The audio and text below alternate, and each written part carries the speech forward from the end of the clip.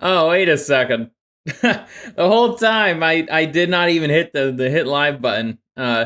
Yeah. Okay. Oh man, I'll just let this play down for a little bit. There's always some scuff in a ScurvyRum stream. At least, at least we're past it now. We're past it now, and it's not during the stream. Thank the Lord. Wow. Right before I saw all this, uh, apparently the Epstein files are out. Um, let's see. Yeah, I should still see. Yeah, I would not be surprised how if any of these are redacted, but man, it's so already I see people are just like, you know, redacted, redacted. It's fucking redacted. Anyways, with that, with all that said and done, um, yeah, I'm just gonna send the links out on Discord. I'm gonna post it now too.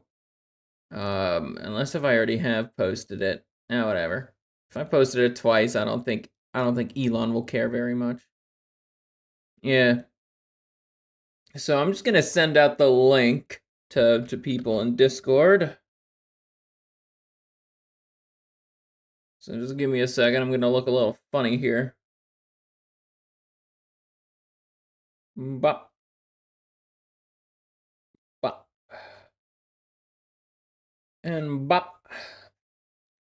Alrighty, let me just pull up OBS again. There we go. I actually put the X chat window in a little bit of an easier spot for me to read. It's a little bit on the smaller end. I'll actually just do it like this so it's even easier for me to see.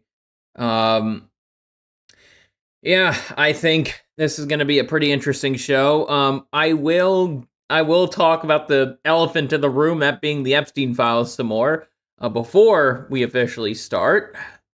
The reason why I'm going to be doing this primarily has to do with the fact that this is pretty breaking. This is very much a breaking news story. I don't do this kind of thing too often, but I think this is pretty important, and I have something I do want to say on this matter. Oh, what's up, Postnut? How are you?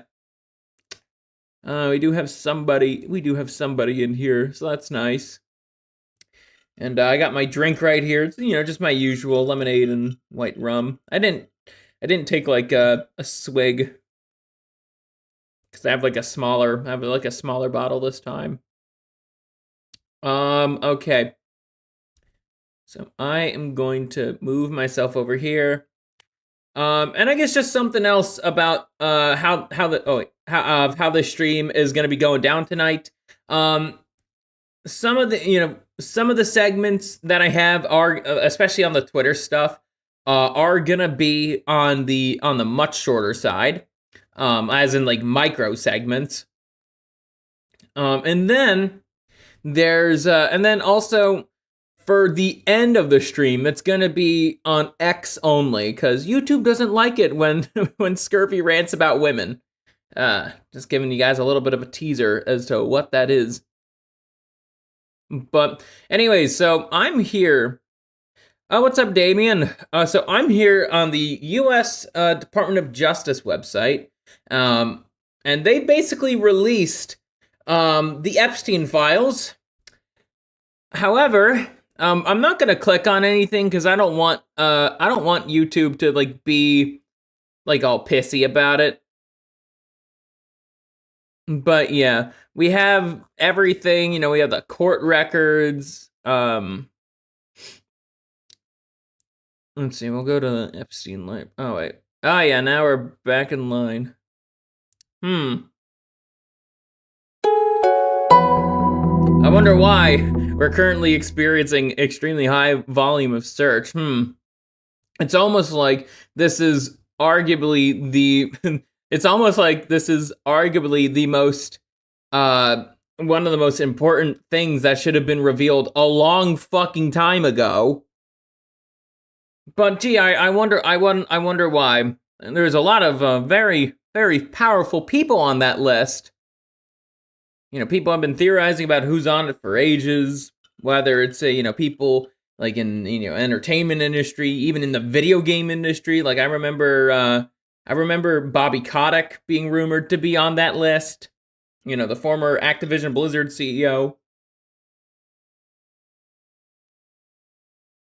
Let's see. Due to the technical technical limitations, things are totally not redacted as all hell. Let's see.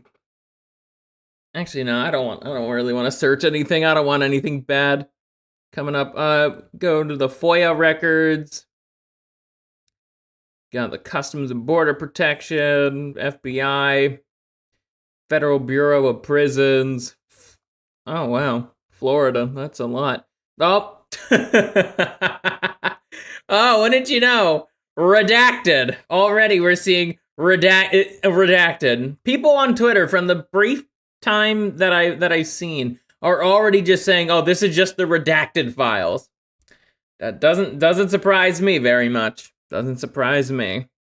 What's up, Rexus? I've been watching American Krogan's videos on the propaganda in BioShock Infinite.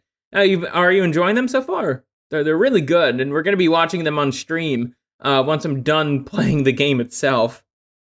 Don't remind me. Anyways, the juice needs to be marked. Yes. I agree. I do think the people, these should not be redacted.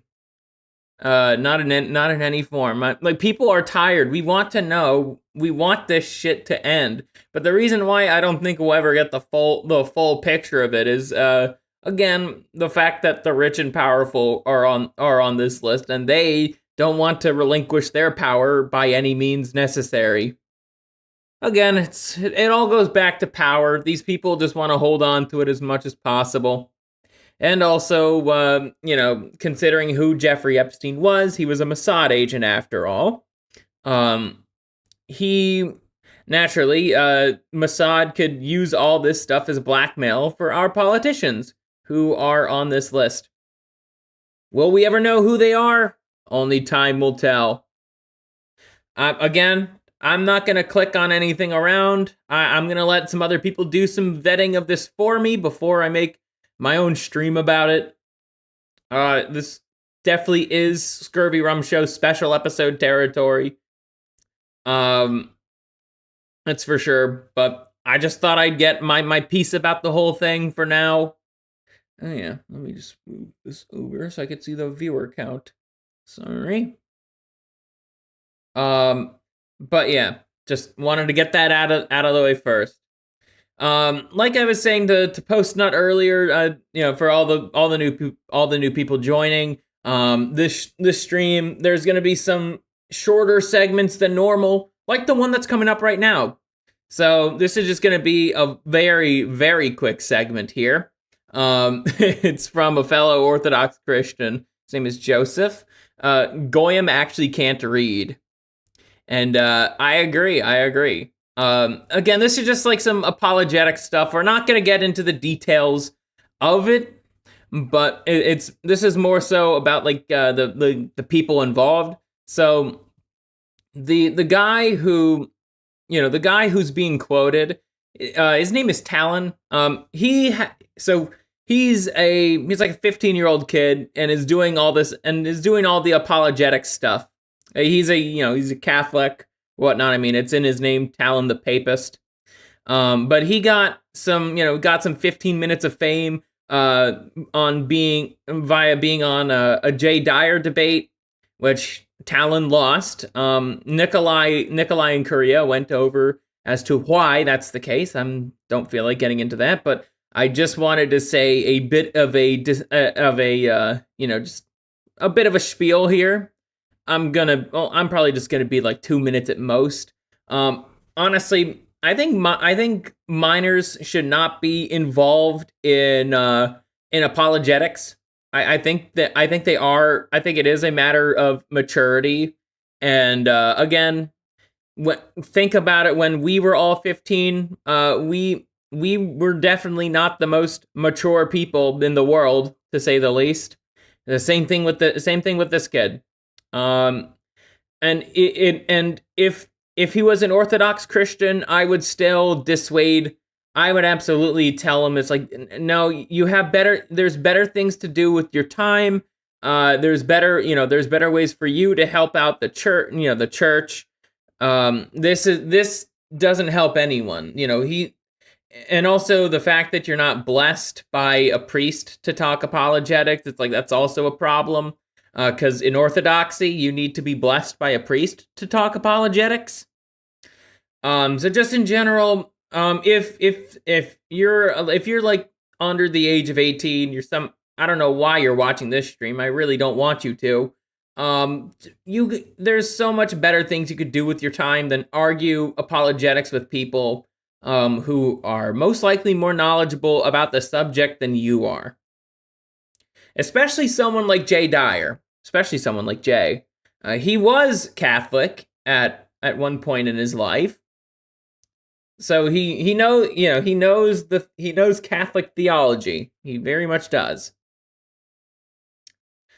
With that said, let's get to our first video segment of the night.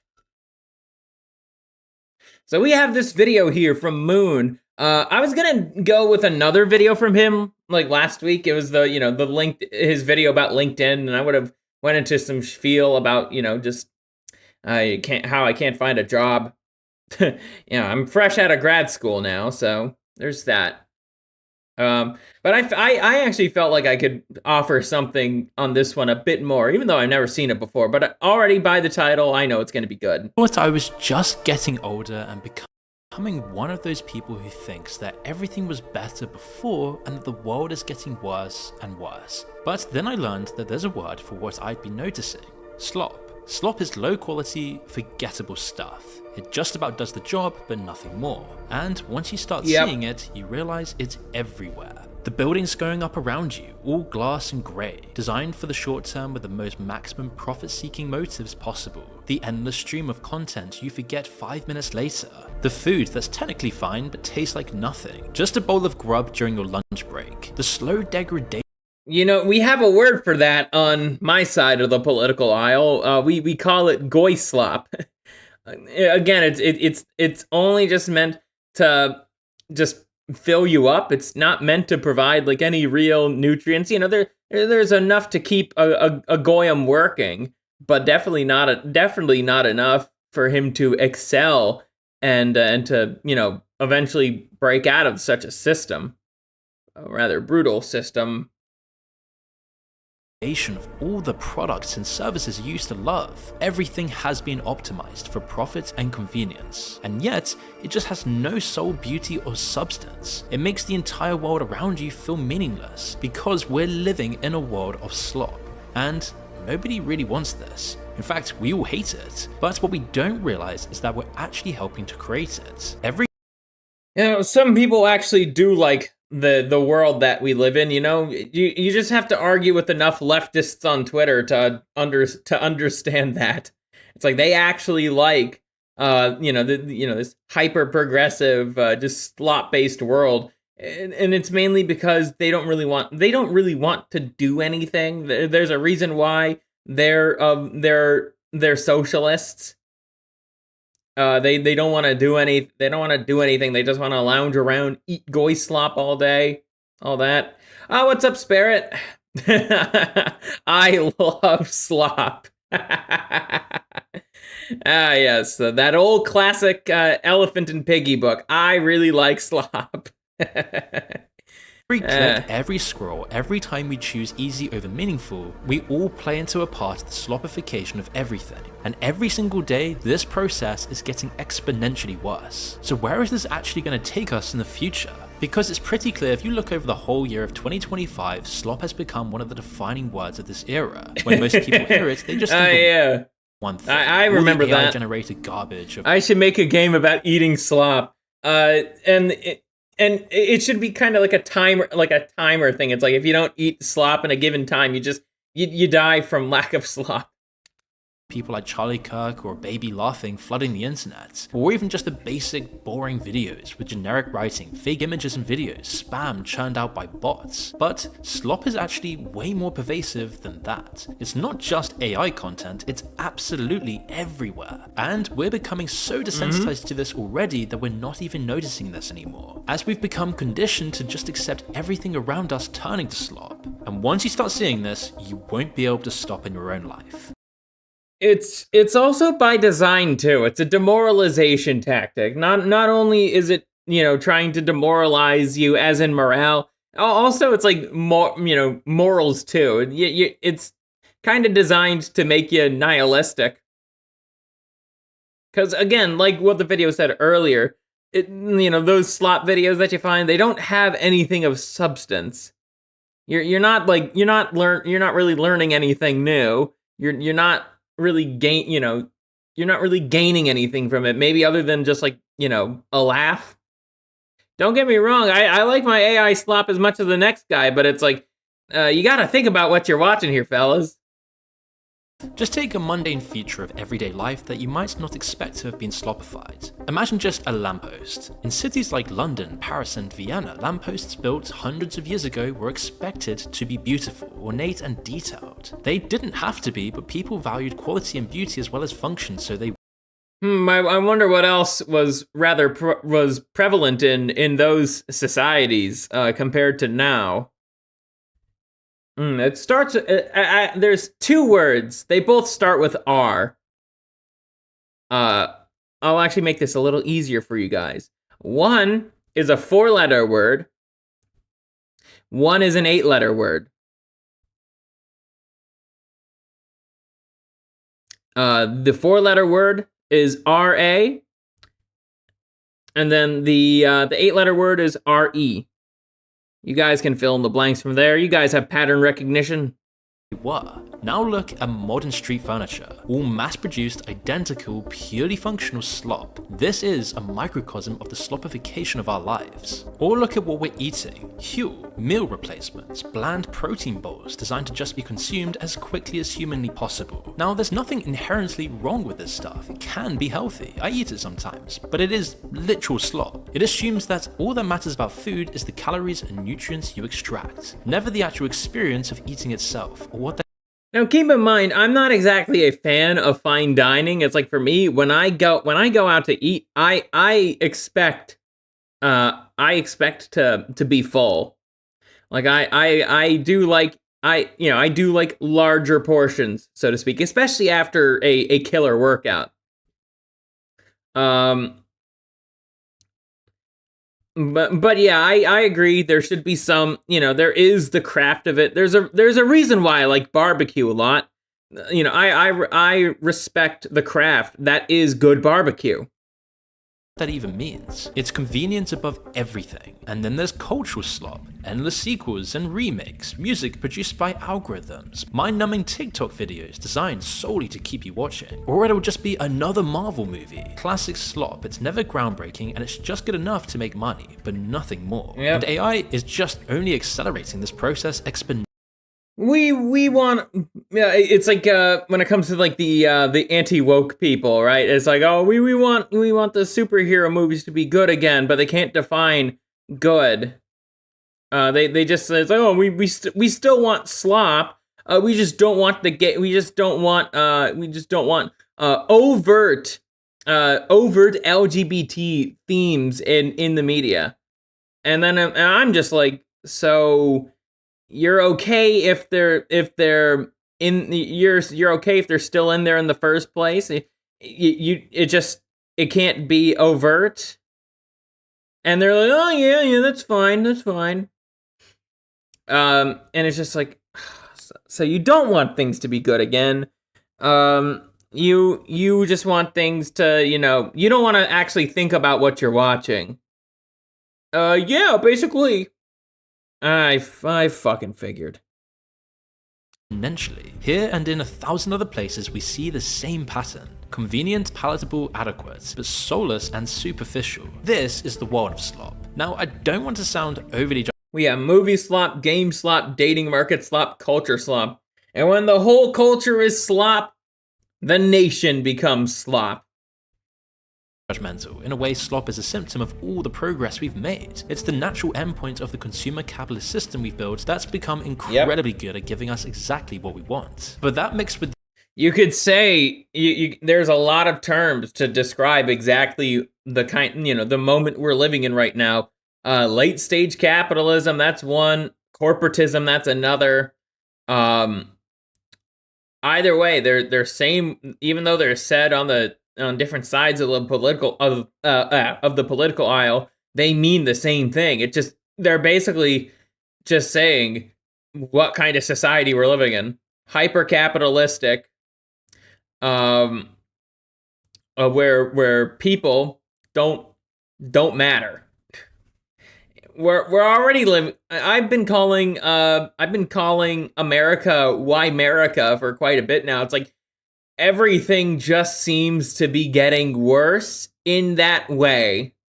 That people are becoming more degenerate. And now we're starting to witness the rise of people who are just fed up with all this. I'm part of that crowd, by the way. I am part of that crowd of people who are just fed up with this. It's like, enough. I don't want to live like this anymore. the internet takes the production of slop to the next level, giving slop a whole new meaning. In the early days, the internet felt different. There were no gatekeepers, no corporations controlling what you saw. It was, as hard as this might be to believe, just people connecting and sharing with one another. I remember it. It was homemade videos, obscure forum posts, cat videos, and Charlie bit my finger. Yes. I actually remember the early days of YouTube. Those, magnifique. C'est magnifique. I truly loved those days of YouTube. In my opinion, I think YouTube died, spiritually speaking. Obviously, it's still alive now, and people are still making videos, and people are still having livelihoods made on this platform. But YouTube spiritually died once it started going after edgy content. That was when YouTube spiritually died, because now it's like, because people weren't truly free. They could, someone like Filthy Frank could make a video, right? But he wasn't gonna get paid for it. Like, he wasn't gonna get paid for just doing what he's been doing. So honestly, he left YouTube at the perfect time to start his music career. And we've seen what happened with iDubbbz.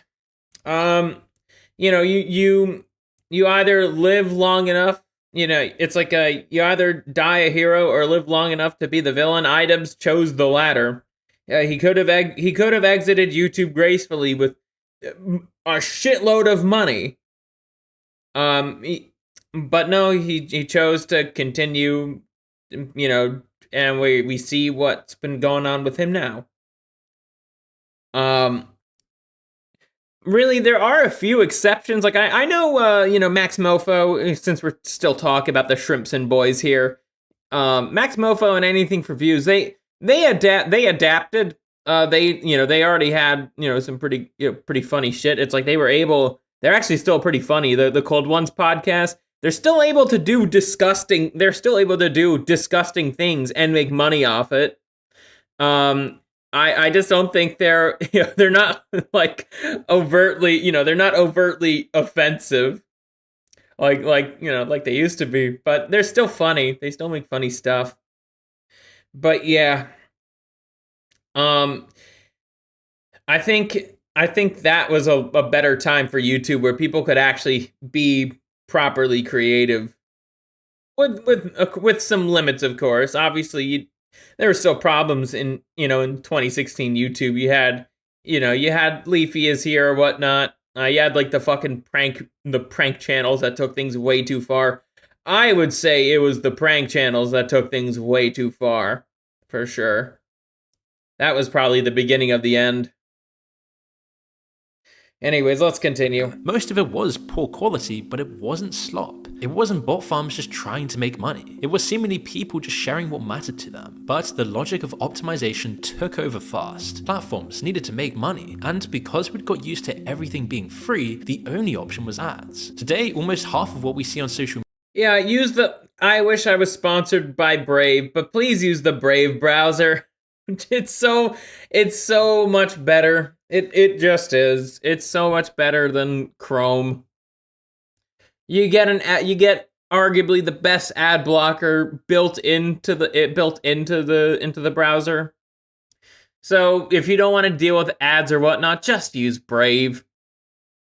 media is from advertisers, not accounts we follow. And that's not to mention all the soft advertising secretly being peddled by influencers, always with some ulterior motive or sometimes just straight up in your face. Like when Netflix, a paid streaming service, introduced them after promising they never would. I mean, I was literally at the dentist yesterday. Oh yeah, I remember when that happened. It's like, really, Netflix, you are a paid service and you're bringing in ads?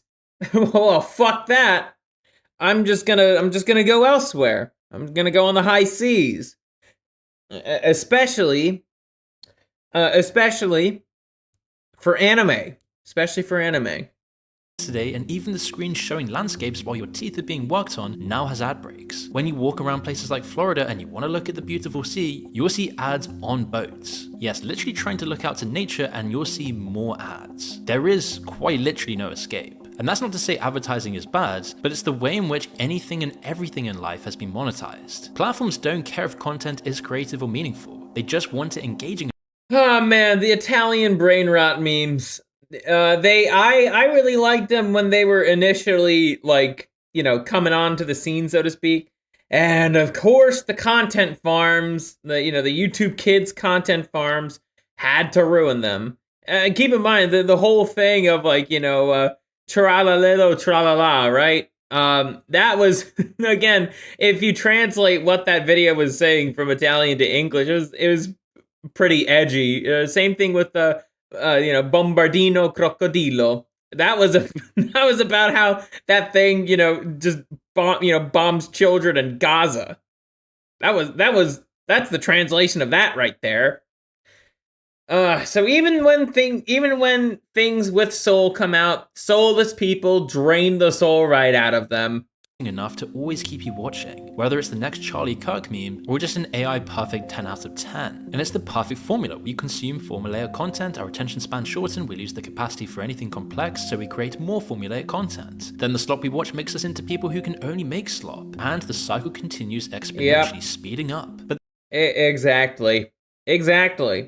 I do remember, but if you're looking to make easy money, that absolutely is a path you could go down. I know Legion of Men actually recommends this. It's pretty easy to just have you could incorporate AI into so much. You just have to make, if you're gonna do like a trivia channel or whatnot, and you're basically using like a text to speech, or some other AI, just make sure you get your facts correct.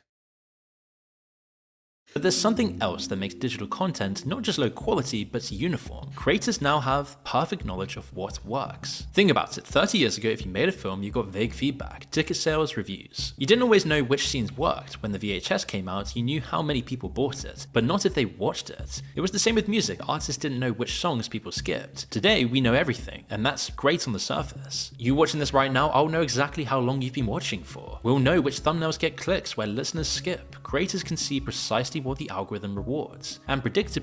Yeah, there's a reason why people all I see so many people change thumbnails so frequently. It's because it's not good enough to just have a singular thumbnail. It's not good enough. You gotta really experiment with it. That's what some pretty big channels do, like Mr. Beast does. They all started, and they get rewarded for it. Started making the exact same thing. MrBeast is a perfect example of this. As he's a business genius, he wanted to track every single metric, which is why almost every video is identical. It's the same and ooh, Ooh! Gah! Ee! Ah! Oh, wow. That survived 30 days, chained to your ex, win $250,000. Oh my goodness, that sounds like torture. Especially for some of you guys in here. Insane rapid pacing, the same insane thumbnails, rapid cuts every 3 seconds, and it works terrifically, so everyone copies it. All the top YouTubers are trying to mimic it. Platforms reward songs that hook instantly, so artists make simple hookable music. Where you don't even have to say real words, the beat just has to happen in the exact way that triggers a primal mechanism in your brain. One study found pitch and rhythm complexity in pop songs has decreased by 30%, as they continue to dumb it down to hypnotize. Fuck, even pop music is just total slop now. It's like that Sabrina Carpenter chick. I have a feeling that's what her music is. It's just it is the peak form of pop slop.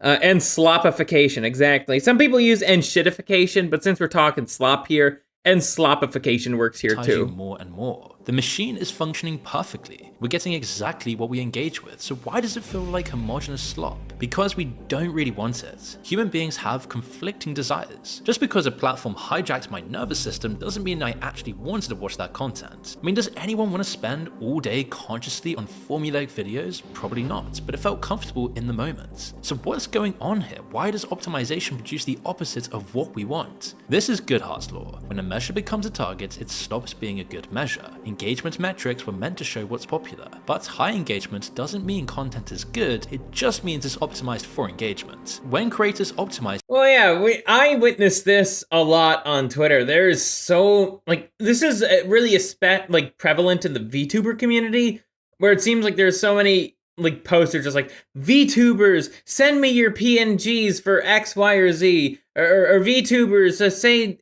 X, Y, or Z, or it's just like, oh my goodness, you're just trying to farm engagement. That's all you're doing. I decided to engage in that for the stupid versus battle thing or whatnot. I thought that would have been fun, but it didn't pop on because I think I listed way too many of my powers. But that's a different thing. But still, it's like it seems like every there's a lot of VTubers who do the whole engagement bait thing, and it's so formulaic. It's just like, oh, just send me your PNG and I'll do something. And who knows? Maybe that something happens. Maybe it doesn't.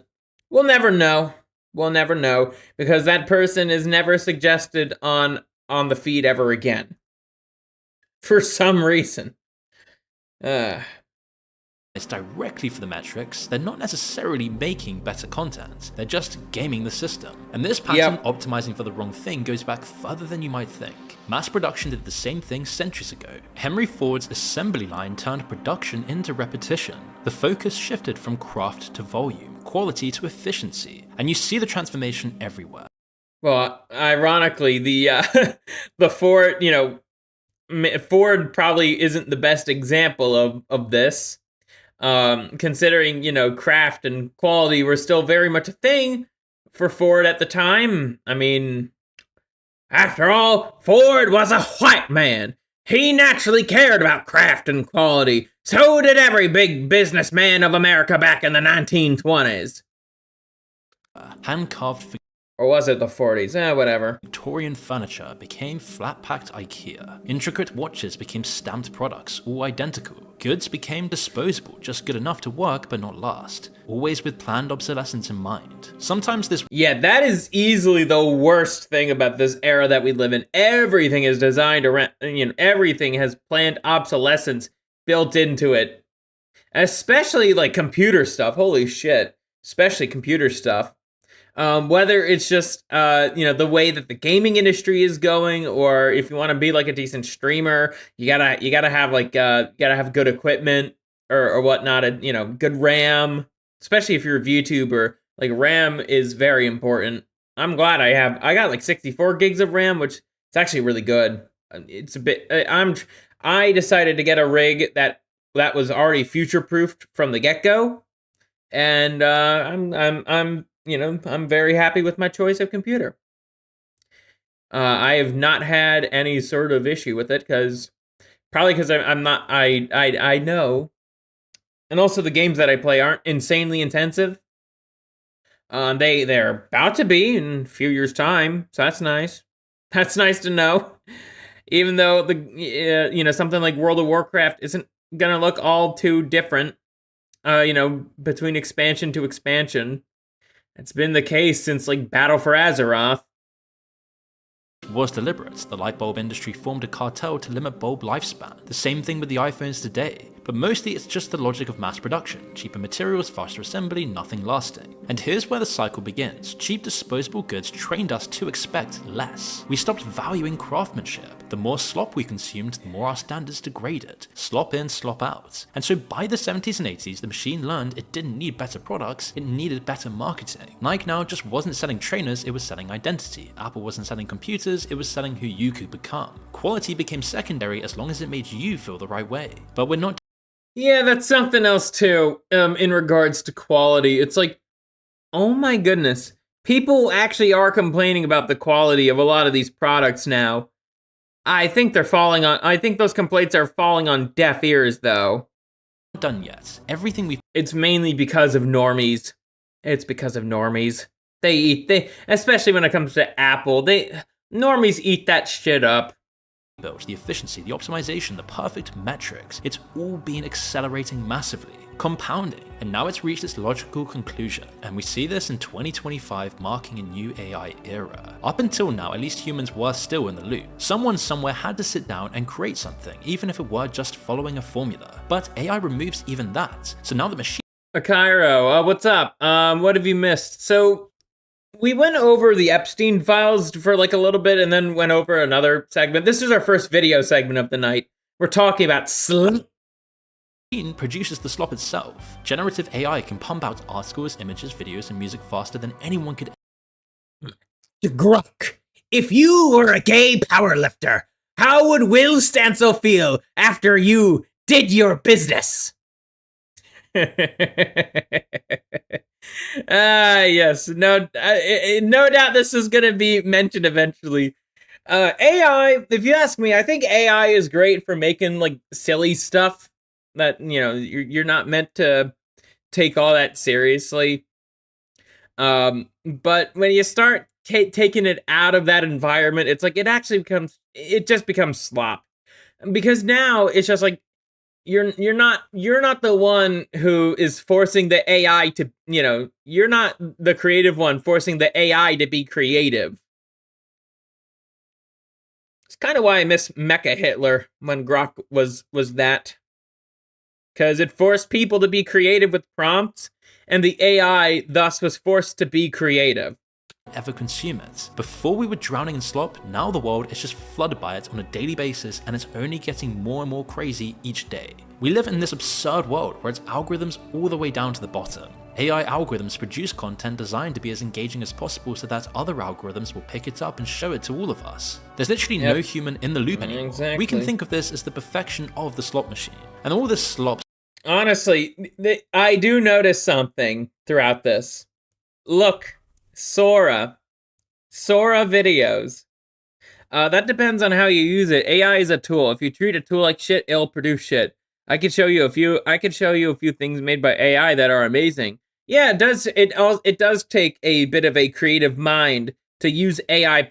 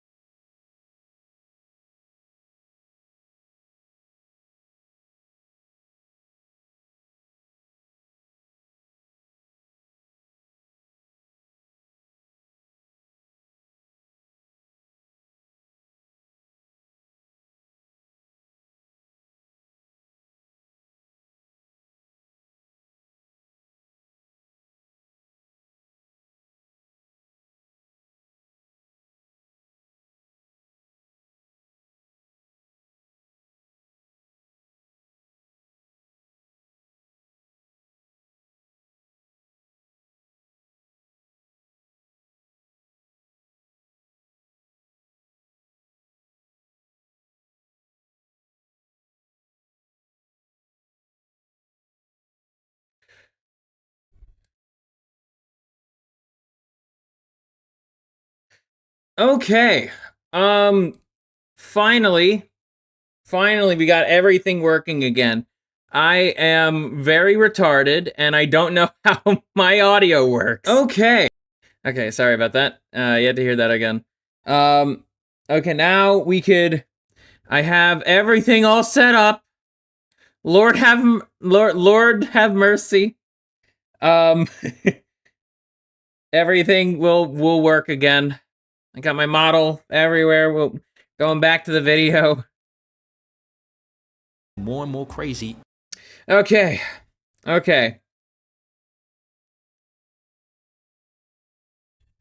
Let's get back to the show. Each day. We live in this absurd world where it's algorithms all the way down to the bottom. AI algorithms produce content designed to be as engaging as possible so that other algorithms will pick it up and show it to all of us. There's literally no human in the loop anymore. We can think of this as the perfection of the slot machine. Wait, hold on. I gotta refresh the X chat window. Okay.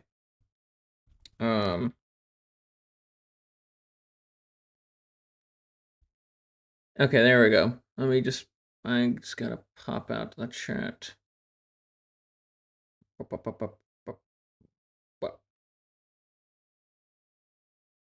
Perfect. Okay, now we can get back to the video. Machine. And all this slop sounds like a meme, something annoying but ultimately harmless, but that's actually wrong. A world of slop isn't just ugly or low quality. Over time, this will change the trajectory of our literal civilization. They say you are what you eat, and the more slop we consume, the more we're becoming slop ourselves. In a reverse situation to what we saw in the Renaissance, where ordained art and culture uplifted the entire civilization. It produced a Renaissance. Well, there's a reason why. Hold on. Every field, but for us, never mind. It's on YouTube. It's fine.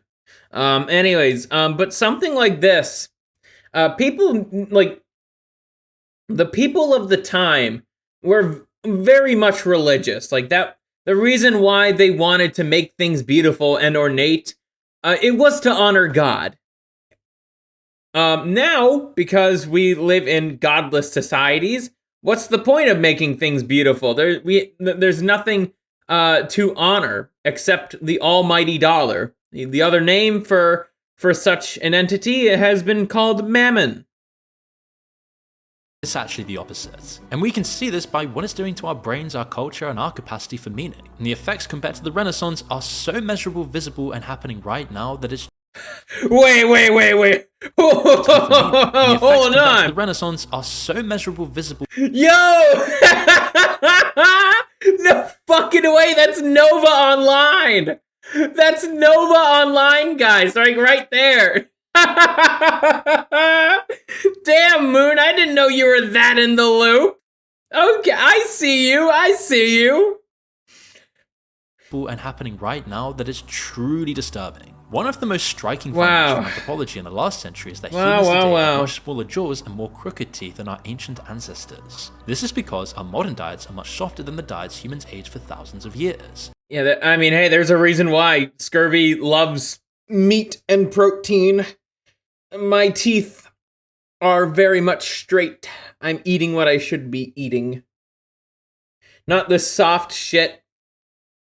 We don't chew enough, so our jaws and teeth don't develop properly. We need braces and procedures to correct what should have developed naturally. Basically, our diets are too sloppy in a literal sense. And it's just the perfect metaphor for what slop is doing to our brains. If we don't use and strengthen our cognitive capabilities, they atrophy. All the slop we watch and listen to goes straight down without us needing to chew, metaphorically.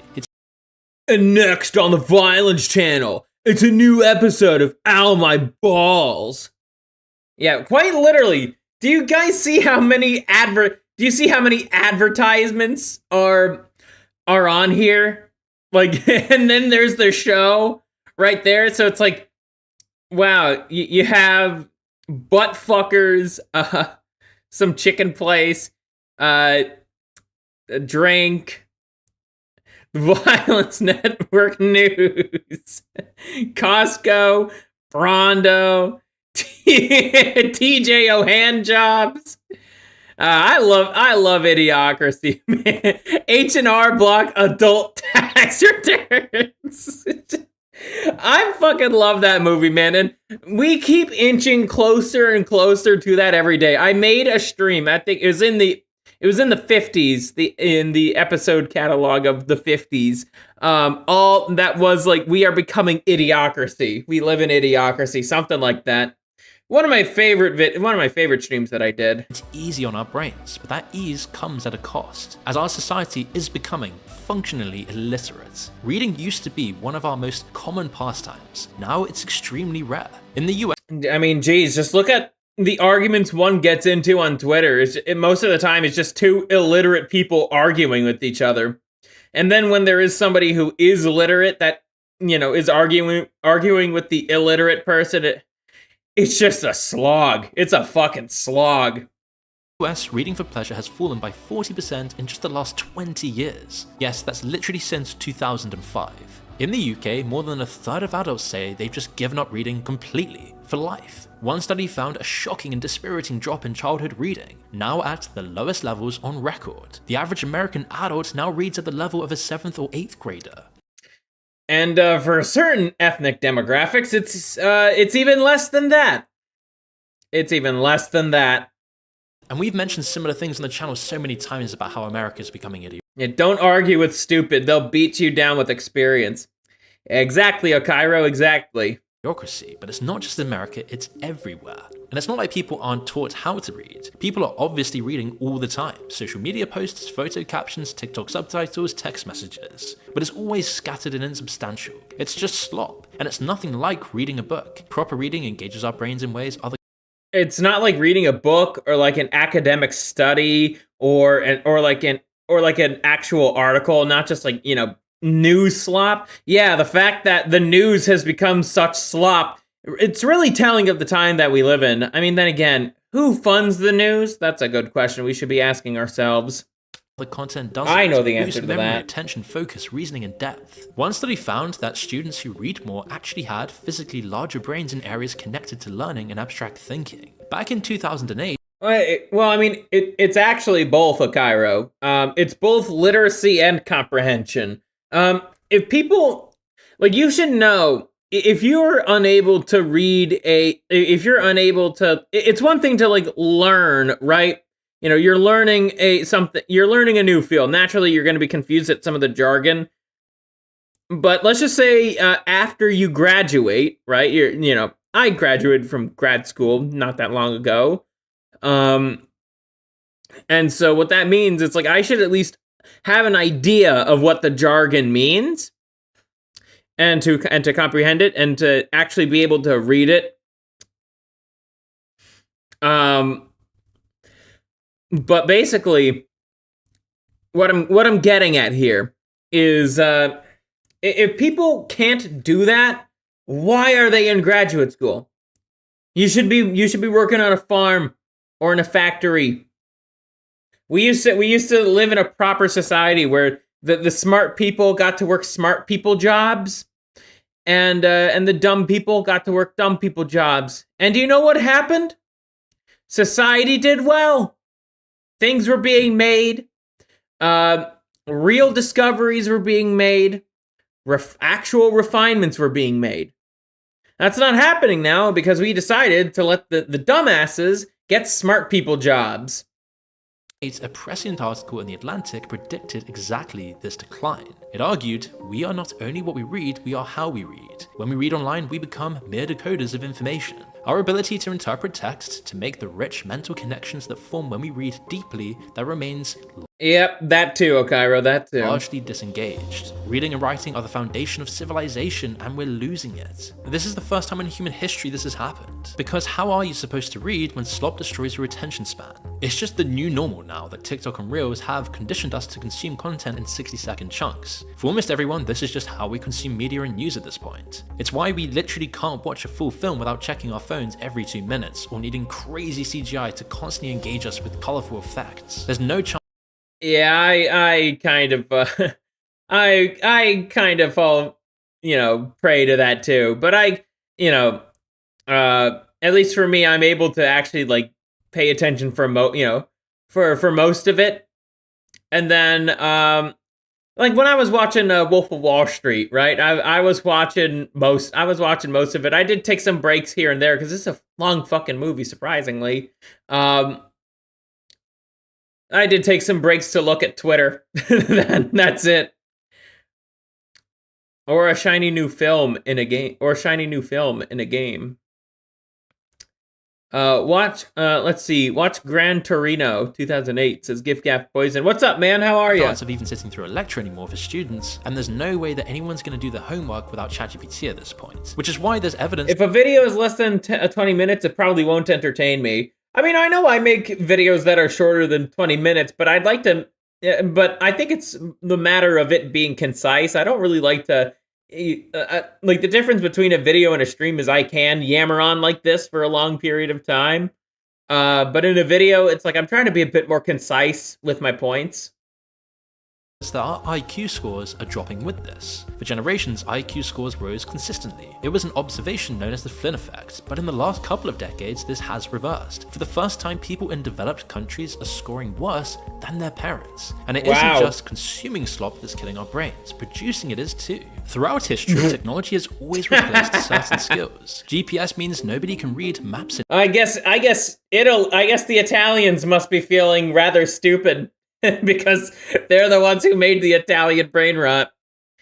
Will you explain your thoughts or opinions about that evil school in Massachusetts? I don't know what you're talking about, man. Every now and then I'm just like, some context would be nice. But yeah, feel free to provide the context. Anymore. Calculators mean we never even add up numbers in our own heads. Even writing thousands of years ago destroyed our memory in a way, as we didn't have to remember as much information. But AI has just put the accelerator on this. As GPS and calculators are narrow tools, AI is general. Writing, analysis, creativity, problem solving, it covers all cognitive processes. As AI is...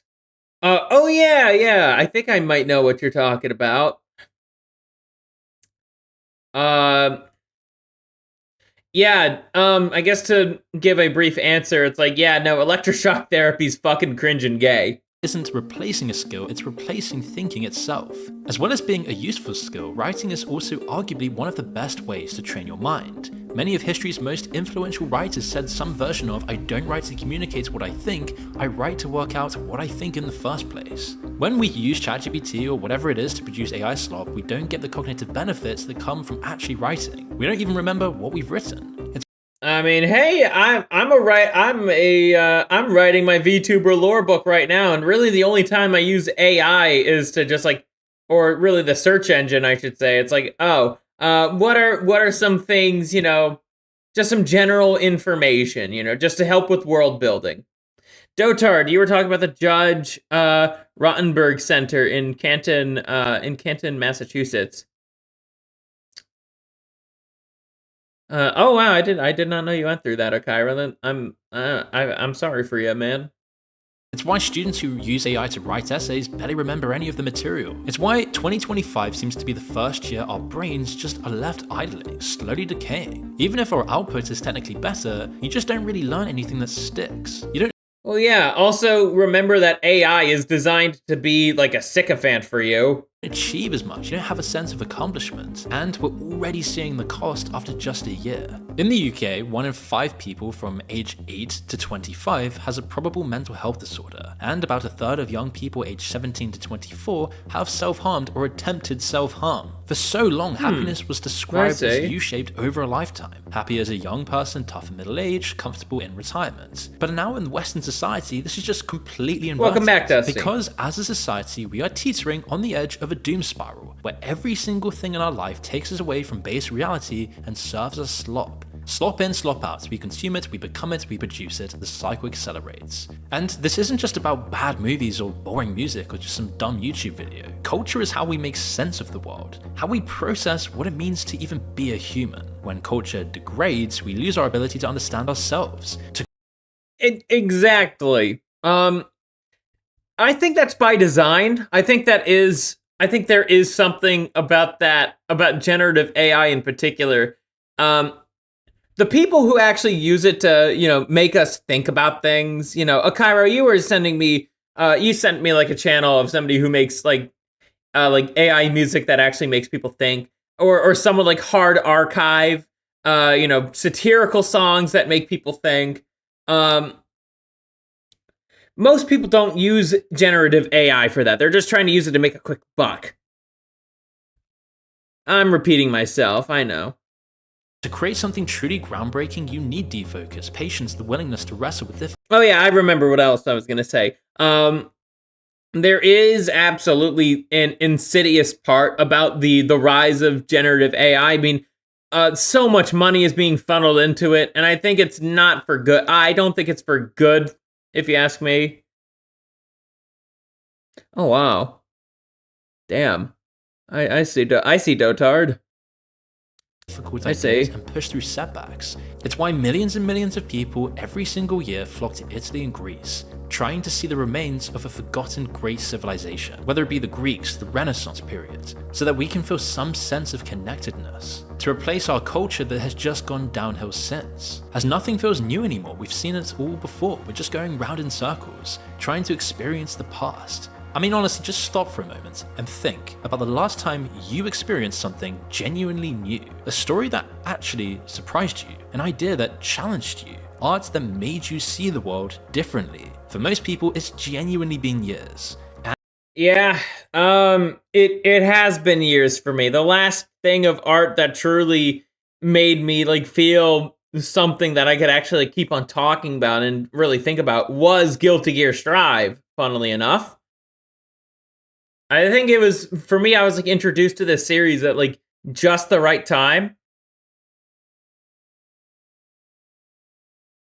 And you probably can't even remember it. I mean, Last week for you, it's almost a cliche now to point out Hollywood's addiction to sequels and remakes. We've done it plenty of times, but the scale is staggering. I mean, you remember what alphilism is, right? I think I do. Yeah. Let's see. It's like long live the it's like long live the king who never, I forget the rest of it, but it's like long live the king, but I forget the rest of it. It's been remind me of the rest of that phrase.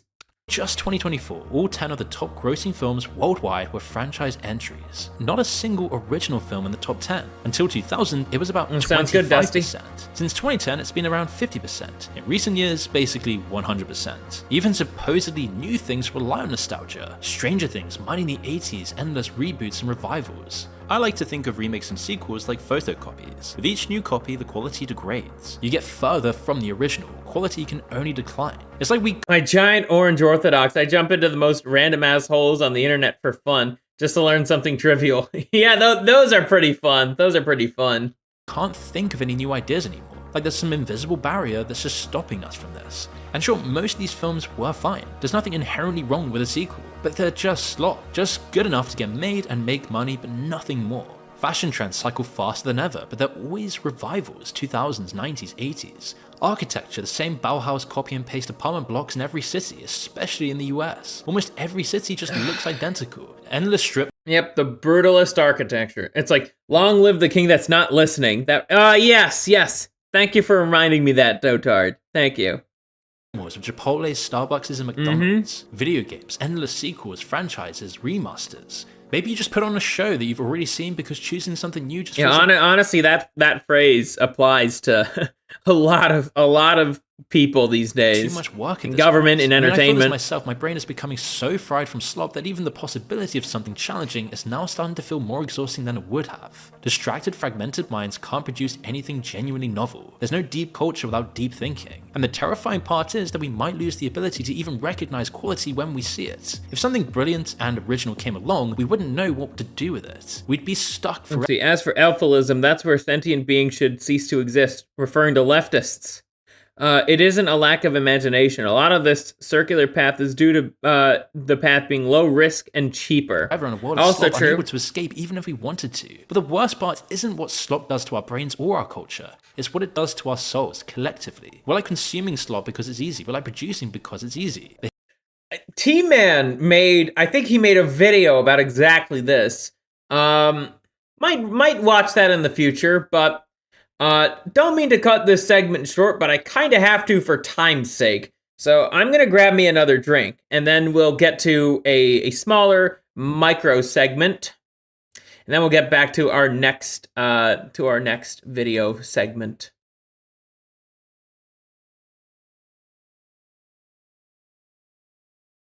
Give me Okay. about Okay. Okay. Yep. Let me just get a drink real quick.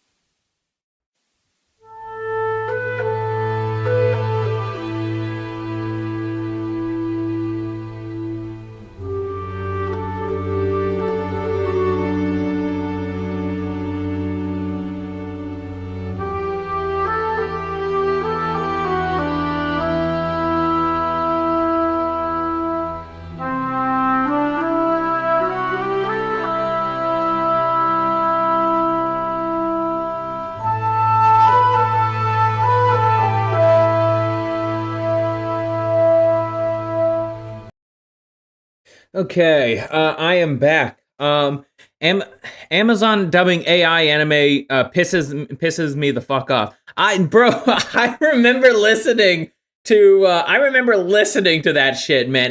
It was so bad. It was so bad.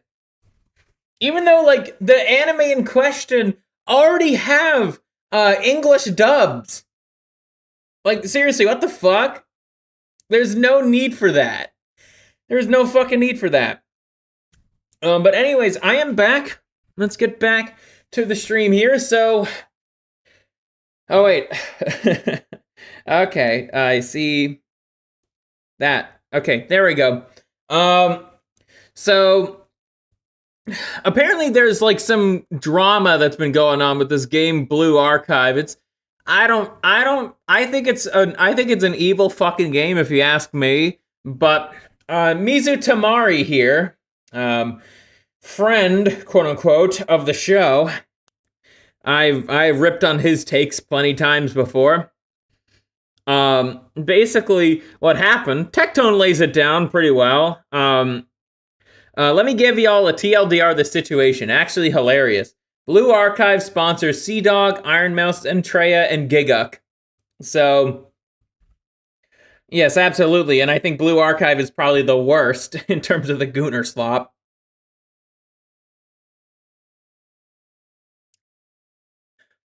So, Sea Dog and Giguk, they're part of the fucking Trash Taste podcast, and they're rather I think they're suspicious individuals. That's just me. And then Iron Mouse and Zentreya are VTubers. Zentreya actually plays Blue Archive. The man said so himself.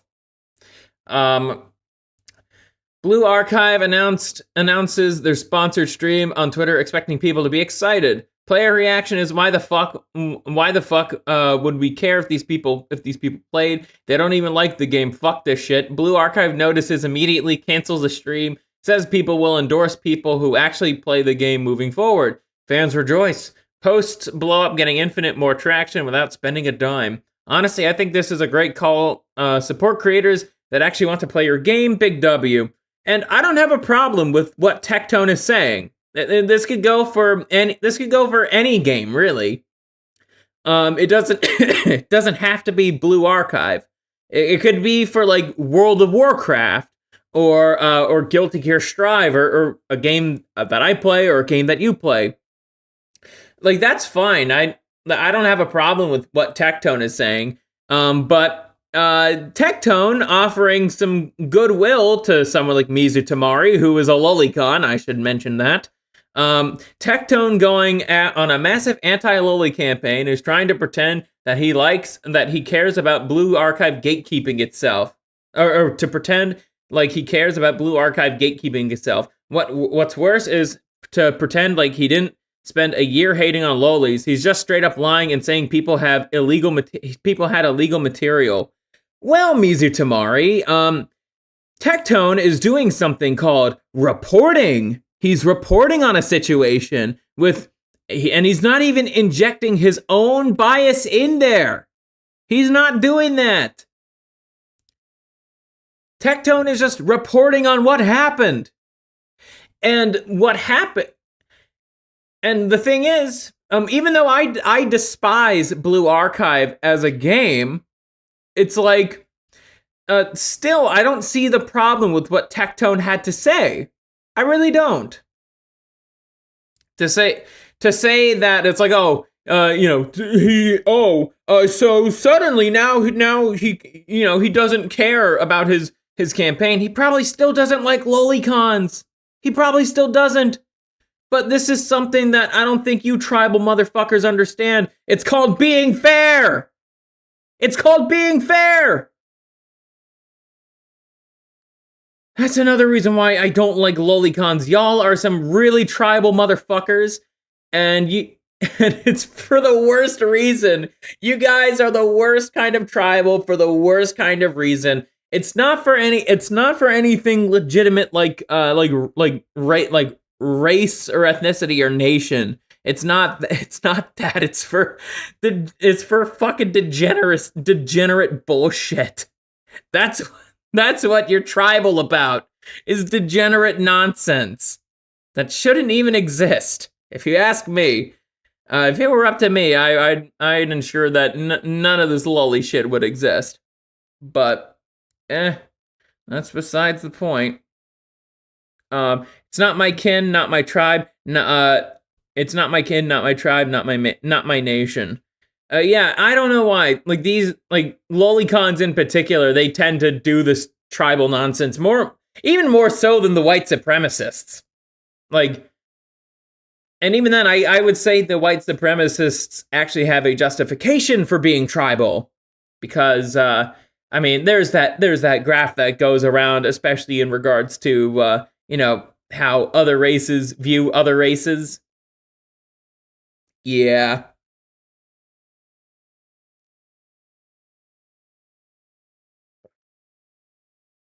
But Tectone was just trying to be neutral about this.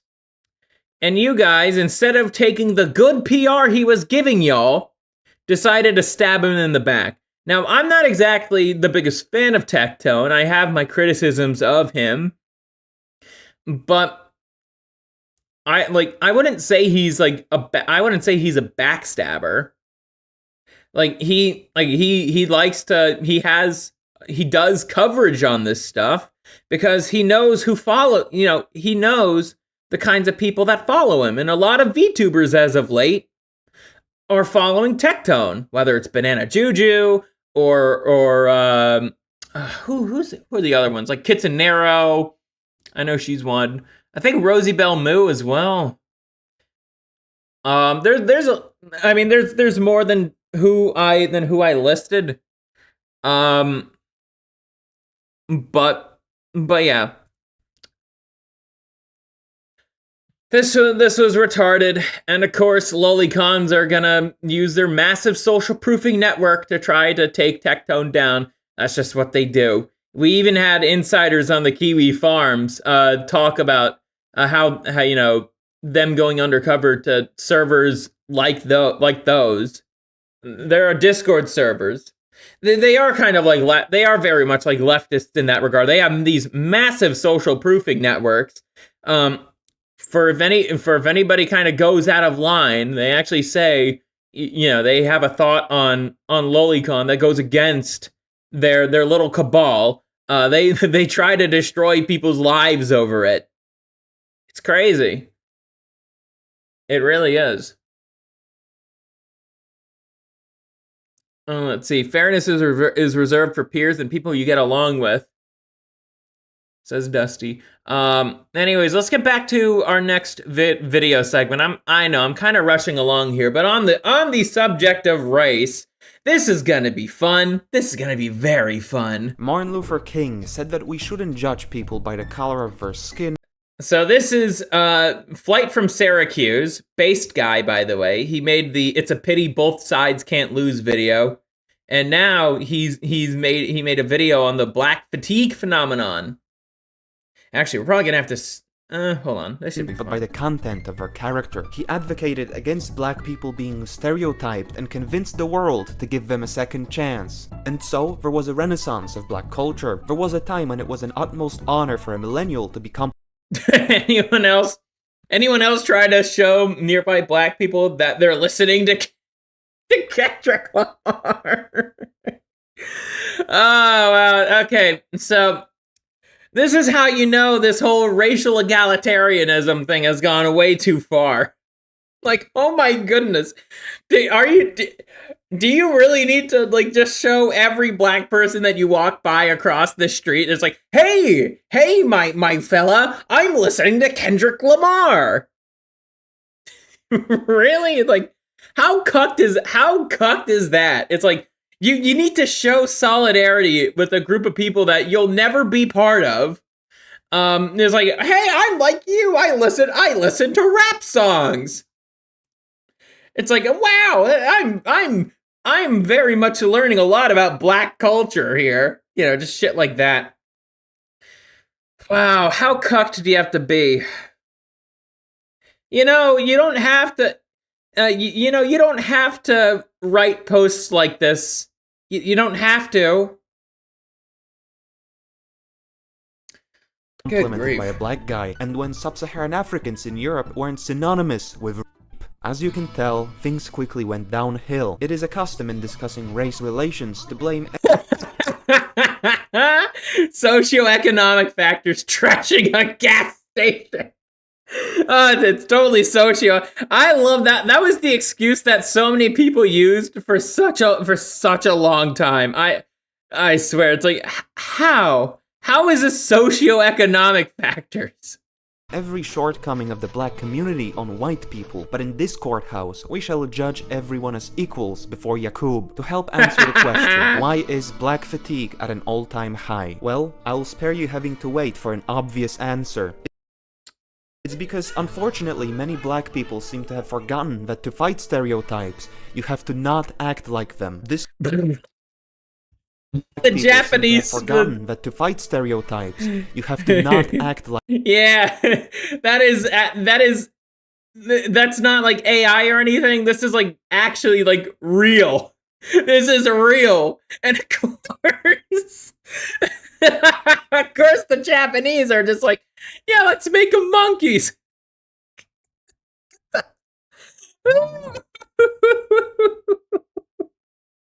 Of course. You got like the white people, represented by the polar bears. You got the Japanese people here. The fox is, I think, represented by the Japanese. It's just like same with the squirrels. Oh my goodness. I could see why they're an actual thing. Like them. Disclaimer, I am not trying to justify hate or racism, this is simply an answer to a question. This video isn't about the entire— Yeah, exactly. Let's keep this in mind too. There are a lot of people in the black community, especially as of late, who are just growing tired of such N-wordly behavior. We'll put it at that.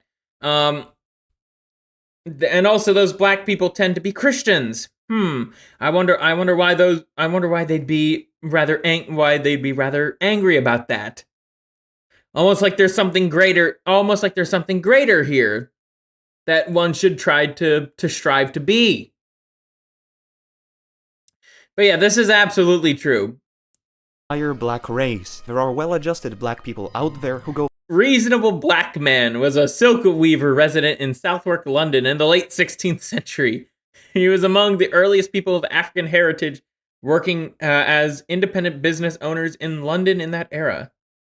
For the same fatigue as everyone else. I will be speaking of people of general sub-Saharan descent because, let's be honest, the results are pretty much the same no matter the region. But for now, let's focus on the least serious charges, the oddities that make you question certain black traits but harbor no— Yep. Take a look at this IQ map right here. Now, I'm not all that familiar with the continent of Africa. Around here, let's see, I think Somalia is like here, or here. Let me consult a map real quick. Let me do that real quick. Map of Africa. Africa with country names. No, don't want the fucking Google map. Somalia. Yeah, the Somalis have an average IQ of 65, around that. And in Ethiopia, it's less than it's less than 65. Holy shit. Holy shit. That is red pilling. That is very red pilling. no resentment. Most oddities are harmless to anyone outside of Africa. And gee, I should ask Damien. I'm just gonna DM Damien real quick if he's still here. Odd question, but why is the rate of sexual violence so high in South Africa? Okay, 3, 2, 1. Okay, I'll give him some context. I'm watching this right now, and the video showed that. So I'll send him the video too, because why not? Yep. Okay. Question sent to Damien. Anyways, I just gotta get the X chat back on the screen. And any negative impact they have is only felt by black people themselves. But with the floodgates into the West open, you might want to pay attention. Written colonial accounts of Africa are absolute gems. You see, these texts convey knowledge Uh-oh, Jemmy alert! that has been long forbidden from popular discourse, For example, when someone asks you a question, why is Africa perpetually underdeveloped? The best answer you can get from a peer-reviewed expert meta-study is, well, it's because white people are the literal devil and are responsible for all harm 300 years back and millennia into the future. On the other hand, the explorer will tell you that Africa is dysfunctional because it's inhabited by Africans. Frederick Lugard was one of them. What stuck with me the most is when he wrote that the African loves the display of power, but fails to realize its responsibility. In the 1960s, after a century of colonialism, the European powers started withdrawing from Africa. Year by year, more countries started being ruled by black people. The first president of Ghana said that the most important thing is independence, and that all that is good would emerge from the very fact of independence from colonial powers, who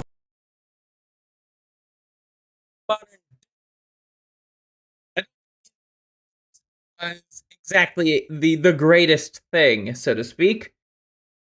You just have to compare history of you need to actually get rid of this whole idea of colonialism was nothing but just oppression. It's like, no, read some fucking history books about it. Like, that don't just try to, criminalize one race or another. It's like you're just trying to get an accurate understanding of what this whole thing was like for everyone involved, both good and bad. Those tend to be the best history books to learn about this stuff. So did I get a response back from Damien? Okay, he did get a response back. It's a combination of culture and IQ. Average IQ is 68, and most black cultures in South Africa treat men's wants as paramount. Huh. That's interesting. That's very interesting. I'll just write him thank you. Sorry. of the opposing teams was correct, you be the judge. This film only says farewell to the old Africa and gives to the world Rhodesia! a picture of its agony.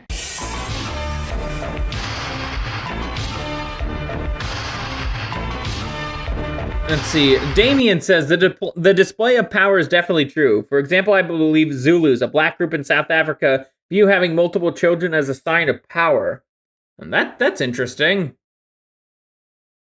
As you can see, things didn't really go as planned. This footage comes from a 1964 documentary aptly called Farewell Africa, and it is unfortunately an unscripted course of events. You might get the idea that these guys had no clue what they're doing, and you'd be right. The entirety of Africa essentially said, I don't need no Europe in here, and gave proof that they indeed needed the Europeans. In the Congo, for example, the colonial government tried to convince the protesting Africans that they cannot give away every public or technical office to blacks because they aren't qualified yet. The mobs didn't listen and got rid of the only people who knew how to maintain infrastructure. I wonder what happened to that infrastructure when that happened. You know, when Whitey was gone, to my knowledge, you know, Whitey was treated, especially in like the mid 1900s, Whitey was treating the Africans of the region for the most part pretty respectfully, just keeping them away from from the too high parts of society, so to speak. Yeah. I wonder what happened to that infrastructure. It couldn't have been maintained because, like what Flight from Syracuse said, they were not qualified to maintain it. And as a result, they exchanged one foreign power for another because 60 years later, someone had to come and fix the effects of black self-rule. And that is perfectly documented in the Empire of Dust, also known as the first ever recorded case of the Chinese getting black fatigue. The documentary it's also tiresome. Yeah, the Chinese have been trying to colonize Africa for a while. Granted, I know colonization isn't instantaneous. It takes some time for them to actually establish something. But yeah, Rexus, I love this. I love this channel. This guy's fucking based. But basically, yeah, they got it far faster than white people did. Well, yeah, technological advancement, but it's like they're they still have their own troubles in trying to maintain colonies. Follows a Chinese contractor and his African translator, who have the simple task of getting gravel from point A to point B to finish constructing a road. In the quarry which is supposed to supply them with gravel, the workers are just standing around doing nothing. The owner of the quarry is late and tries to sell them the wrong kind of gravel at an inflated price, and if it wasn't bad enough already, back at base the truck owners had to start measuring the fuel in centimeters because the Africans kept stealing it. On top of that, black drivers aren't really used to treating their trucks When a black guy drives a truck, he does a lot of damage. Whoa, okay, Mr. Chinese guy. gently, to say the least, so the equipment is often battered. But that's what you're talking about. Because I was also gonna say, if that was, I assume because this was already once colonized before, the Chinese wouldn't have so much work to do in comparison to white people. A road there. Well, that's because the Congolese have not maintained any infrastructure since the colonial authorities left. The Congo actually had more working railways during Belgian Congo Railway Network pre-1960 colonialism than they had in the early 2000s. As they say, what did Zimbabwe use for light before Kenya? Rhodesia, circa 1950. Zimbabwe today. Yeah, isn't Rhodesia like a really tiny nation now, to my knowledge? Candles, electricity. I'm not a brain-dead boomer to be into instant karma or fuck around and find out type content, but the fuck around history of post-colonial Africa and fits find into out that narrative, unfortunately. Keep in mind that unlike leftists, I am not basing my opinion on works of fiction. The display of hopelessness. Rhodesia no longer exists? Huh. That's interesting. Here, I'm just gonna do some fact checking because I thought Rhodesia was still kind of a thing. Ah, yes. Okay, twas former. It's that's what Zimbabwe is. At every societal level shown in both films actually prompted me to ask the Africa question. What if it isn't just malicious outside forces keeping Africa impoverished, but also the common people as well? It was like the moment in the Truman Show when the stage light fell, a realization that something is up with the supposed doctors and rocket scientists from below. Doctors and engineers, am I right, fellas? The people who are trying to cross over to like Europe or whatnot on this raggedy ass boat. They're totally they totally have their passports with them. Am I right? That they totally have passports on them. Below the Sahara Desert. What perplexes me is that someone looked at these people and said, "You know what Europe needs?" Trainee pharmacist jailed for filming himself.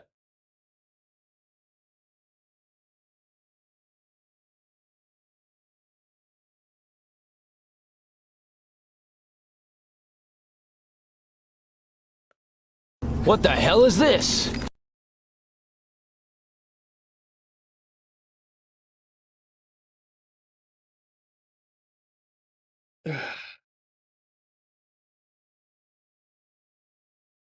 You get of course. Of fucking course. Of fucking course.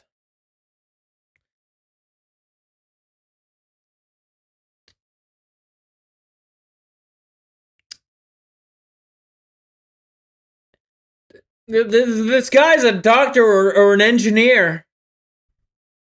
This guy right here.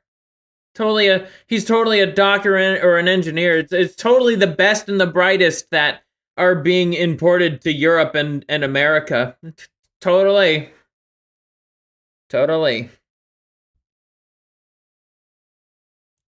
Yeah, I too support Return to the Land's efforts. Even though I'd never be allowed to join them.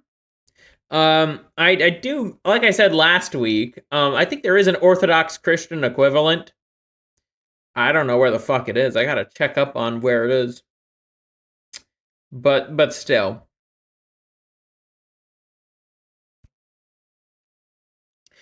Yeah, I mean, I could see why Jim Crow was a thing. And again, it seems like that I'm glad that narrative is being torn down in real time. That whole thing about segregation. It's like, well, the whole idea. This is going to be something very controversial. I know for a fact leftists are absolutely going to clip this out of context. But the whole idea of Jim Crow was to let the different races build societies for themselves. That's ultimately what it was. Did things not go according to plan perfectly? Yes, that's true. But things were not this badly maintained. It's the people who were living in that time. It's like they were fine with living in squalor because they didn't want to do anything about it.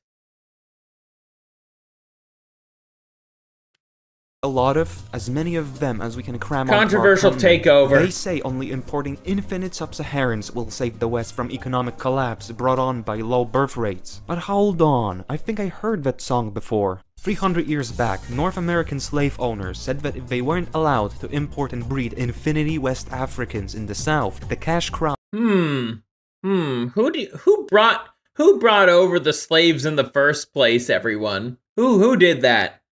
I don't think it was Whitey.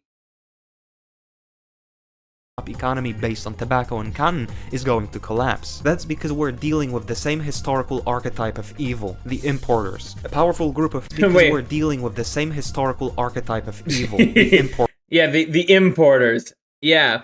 In case you guys don't know, the people, the majority of slave owners and the majority of people who ran the slave ships were Jewish. Even other Jews acknowledged that. A powerful group of people who, under the guise of a pragmatic economic justification, want to flood their countries with endless foreigners, impoverishing native workers, and making the wealthy even wealthier. It happened once, with patricians flooding Rome with war captives during the late Republic. It happened twice with North American slavery, and finally with the current generation of bureaucrats dumping sub-Saharans into the West to save the birth. Dude, I'm a fucking X. I don't care. I'm gonna take your shit and then kill you. Yeah, the importers, with 3 parentheticals around it. By the way, the Democratic Republic of the Congo is the grape capital of the world. It ranks number 1 in grape cases and crime. Dusty just knows. Almost like history repeats. Well, it doesn't necessarily repeat, but it sure as hell rhymes. Birth rates. It is like a true Pandora's box that once opened releases loud black women into public spaces. We no longer are dealing with a simple. Bro, imagine if we were able to ever record into like the fall of Rome. Imagine if we were just able to listen to just loud, obnoxious black women just to try, speak in like broken Latin. And they're just like, "Shit, you didn't give me my Pocahontas asked. Shit." Oddity, something that we can observe from a distance. No, this time the subjects are the people who, through the means of willful or forced importation, have found themselves in the West. We're entering the threshold of the inconvenience, where the black antics and shenanigans start to be felt by everyone, not just the black community itself. So why not start with the most notorious type? African Americans are a group whose ancestors got dragged out from the least developed place on the planet to arguably one of the most. The problem is, the rural Southerners who became the main civilizing force weren't the most civilized to begin with. The evolving African American yeah. Let's go back. What was that? Weren't the most Snake wants to bite into moonshine. This is proof. Civilized to begin with. The evolving African American identity enveloped the worst aspects of white hick culture, such as blood feuds, a lackluster work ethic, pointless bloodshed being seen as masculine, and developed it into an ongoing tragedy, also known as modern ghetto culture. Keep in mind, modern, black culture did have a time where they were interested in pursuing the arts. and being good citizens and actually thankful for for being free. That was called the Harlem Renaissance. That was arguably the best period of Black history. Still had some troubles. I mean, Jim Crow was still a thing, but there were people who truly did appreciate what Whitey was trying to build, and we're like, hey, even though these people, they might not like me, I'm still gonna try and sing my heart out or draw my heart out. And I admire those people for that. For me, I don't have any hatred in my heart for those people, people who actually try to, people who try to go beyond their base animalistic nature. Same goes for white people too. I just have to be honest. Same goes for white people too, where you go beyond your basal animal nature and you actually try to really make something for yourself and your group. I like that a lot. That's why I like the Harlem Renaissance a lot. Let's see. Southerners were one of the most civilized until the North shattered it. Yeah, exactly. But that is true. That is true. What Syracuse is saying about the American South and some of that stuff. Because again, it goes back to who. I mean, I'm not saying it's like Jews or anything, but don't forget the majority of slave owners were also Jewish. But the white cultures that were in the South, like the Cajun, the whole Cajun culture, that's from France. And French culture is very much different than Anglo-Saxon Protestants. So take that into account too. But that's interesting. I did not know Thomas Sowell was an avowed Marxist. Ah, yes, the Southerners weren't that civilized. Definitely the reason why MLK is stupid. The Southerners, they were civilized. Like what I think it was Okairo said that. The Civil War did have some pretty disastrous consequences, all things considered. Not just in fact of the bloodshed, but also it's like, so now what? When it came to the Union, and even then, their whole thing wasn't about freeing the slaves. They just wanted the South to comply. That's all. That was the main goal of the Union. Actually, was so the South had to comply. But it's like, okay, and then it eventually kind of evolved to freeing the slaves, which I do think that was a good thing. I do think as a Christian, slavery is very immoral. It's not good, but you have to actually think about integrating. If you want to free slaves, you have to think about integrating them, and that's not going to be immediate. The South was beginning to create houses of aristocrats, nobility, right until the North wrecked them. Interesting. They might have been going back to monarchist roots. Who replaced all the wasps in the South? Who replaced all the wasps in the South, Soul? Could it be the Scottish and Irish immigrants employed to fight the South? But how does this translate into reality?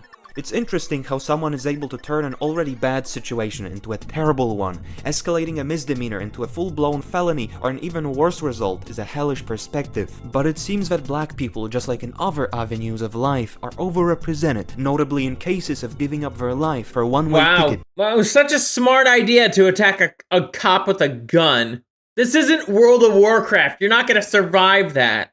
Especially multiple shots. To Valhalla. However, it isn't all just about being short-sighted, but also about not knowing when to step back. The restaurant rumble, the drive-thru tussle, or the carnival cruise clash all result from an inability to solve problems without escalation. Being stubborn and incapable of taking an insult without turning the whole venue into a battleground isn't a virtue. If there is one word in the world that describes contemporary black culture best, it definitely isn't polite. A lack of courtesy translates to a disregard of any societal rules that make the West be at all different from Somalia. Fortunately, ghetto culture is here to bridge that gap by the means of the street takeover.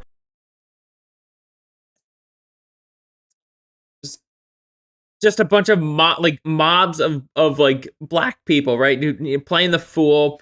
And they just start breaking shit in like malls or whatnot. It's like, that was very red pilling for me personally. And it's a reason, it's actually a reason why I like talking to, I actually like talking to the black people I talk to this day. It's like, they're never gonna do something like that, and they'd also condemn such behavior.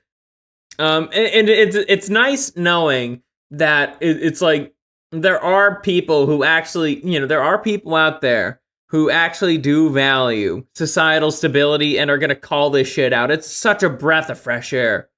Not everything that radicalizes you has to be in a negative direction. It's like, for me, seeing stuff like that, it's like, oh shit, this is bad. But I know there are people out there who will call this shit out, for sure.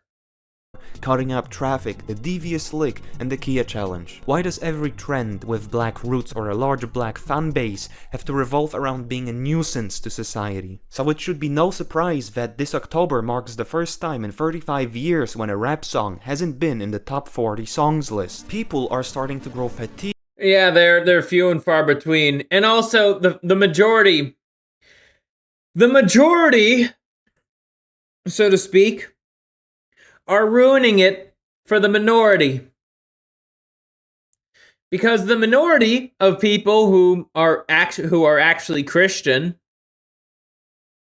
who don't want to cause trouble everywhere they go, who actually value the, like a good work ethic, good cultural standards, stuff that Christ preaches, they look bad by proxy. Every time a video of like a low IQ black person is like acting the fool of themselves in like a mall or a restaurant, it's like they're basically asking to get deported back to where their families came from. You give me a hug, Dusty? Of the 80 IQ thank you. mumbling black Try not to crack my back, though. Man genre of music, but you'd be wrong to think this is just about artistic value. The vernacular, the ways of dressing, and demeanor have overstayed their welcome under the spotlight. But this topic warrants an update to the dichotomy. It's no longer what blacks did to the world, but in my case with gays, there are barely any exceptions, with exception to people like well, Rexus, I'm not bisexual anymore. That's the thing. I'm not bisexual anymore. I haven't been for a while now. But yeah, there are exceptions for sure. Yeah, I let God take the wheel for that. What rap music did to black As people, with there other was this things particular too. type of person present throughout the West, the moral outrage alarmist, usually an old person who used to haunt the discourse by saying that rock and roll is satanic, but video games cause violence, and No.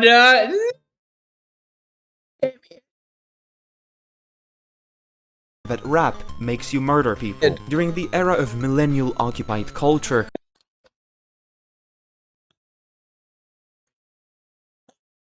2025, it's fucking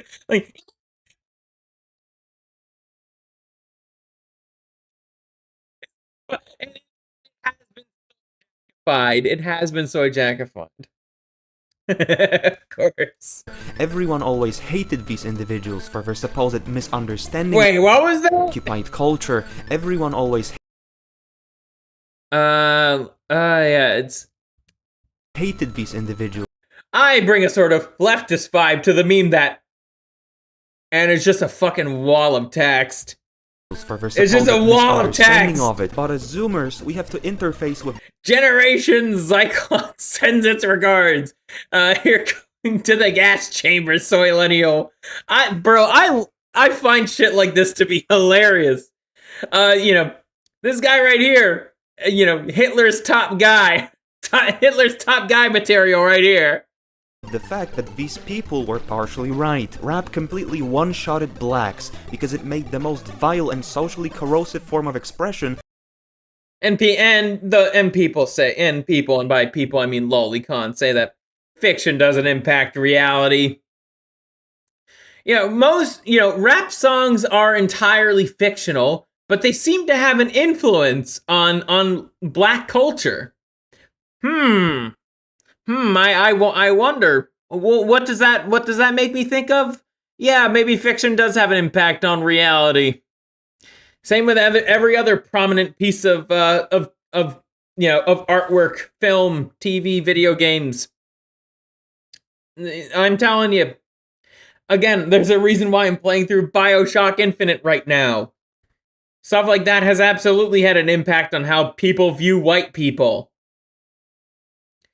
Fiction doesn't impact reality, so why does drill rap make crime rates worse when a new drill album releases? The only mainstream aspect of our culture, which we traditionally view as a monument to human achievement, but as we're slowly Yep, exactly, Rexus. Life imitates art, and art imitates life. it isn't always the case. In African American history, there's a notable shift where black culture stopped being just a product of poverty and became the thing that perpetuated it for Welfare. generations to come. We have been told time and time again that welfare is meant to help integrate people who have been alienated from society. Is this the case? In the UK, only 1 in 10. Yeah, in the US, I wouldn't say that's the case. Do you know how much welfare fraud is committed in the US alone? And especially now that we do have stuff like TikTok, these retards are stupid enough to record themselves committing welfare fraud, and our government does nothing? Yeah, it's pretty fucking bad. Even though I'm unemployed myself, I'd probably, if I were to ever be on unemployment proper, I'd probably make much better use of the money. Somalians are in full-time employment. In the Netherlands, almost €1 million are not just spent on a sub-Saharan, but forever wasted, since the only thing they do is extend the dysfunctional customs of their homeland. An untold amount, and I'm sadly unemployed, and I bet you I wouldn't get welfare if I tried. Yeah, chances are I probably wouldn't be able to either. I'm entirely dependent on my parents at this point in my life. I'm living in their house. I'm very... and even then, it's like, to try to find a job, I'm probably going to be cut off that sweet stipend. I still very much need it. Onto European. Actually, hold on. I'll be right back. Well, give me a minute.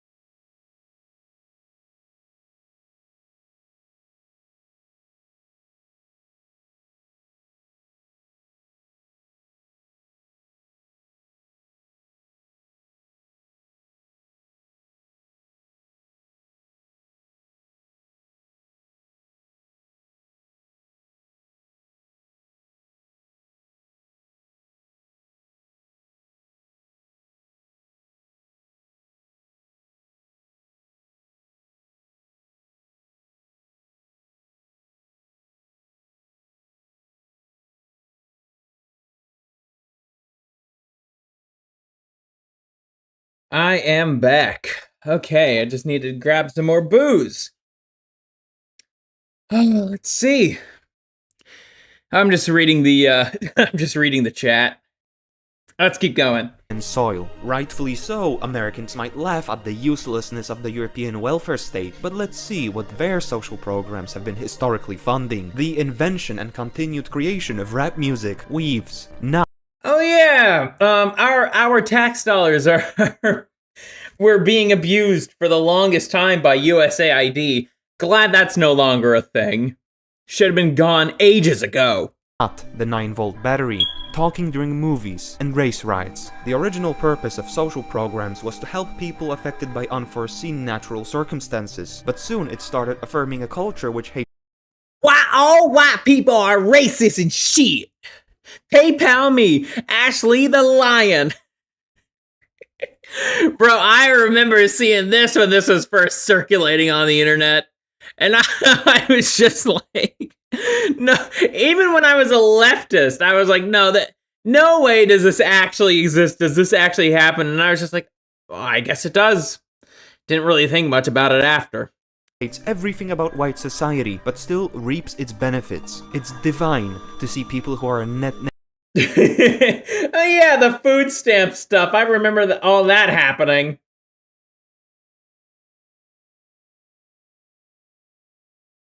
I remember all that happening. Good. I'm glad that it happened.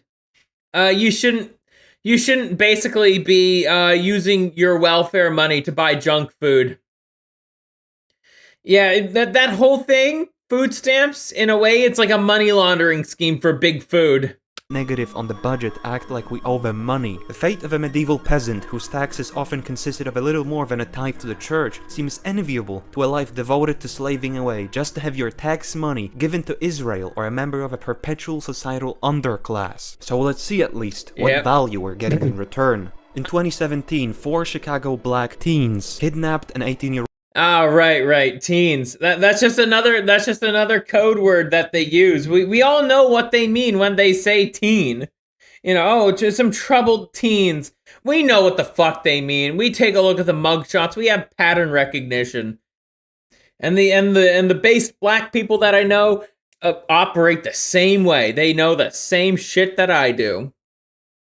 And will comment on the same thing. Old mentally disabled white guy. They tortured him for 2 days, beat him, made him drink toilet water, scalped a part of his head, while constantly shouting racial insults at him. All 4 perpetrators received lenient sentences with free.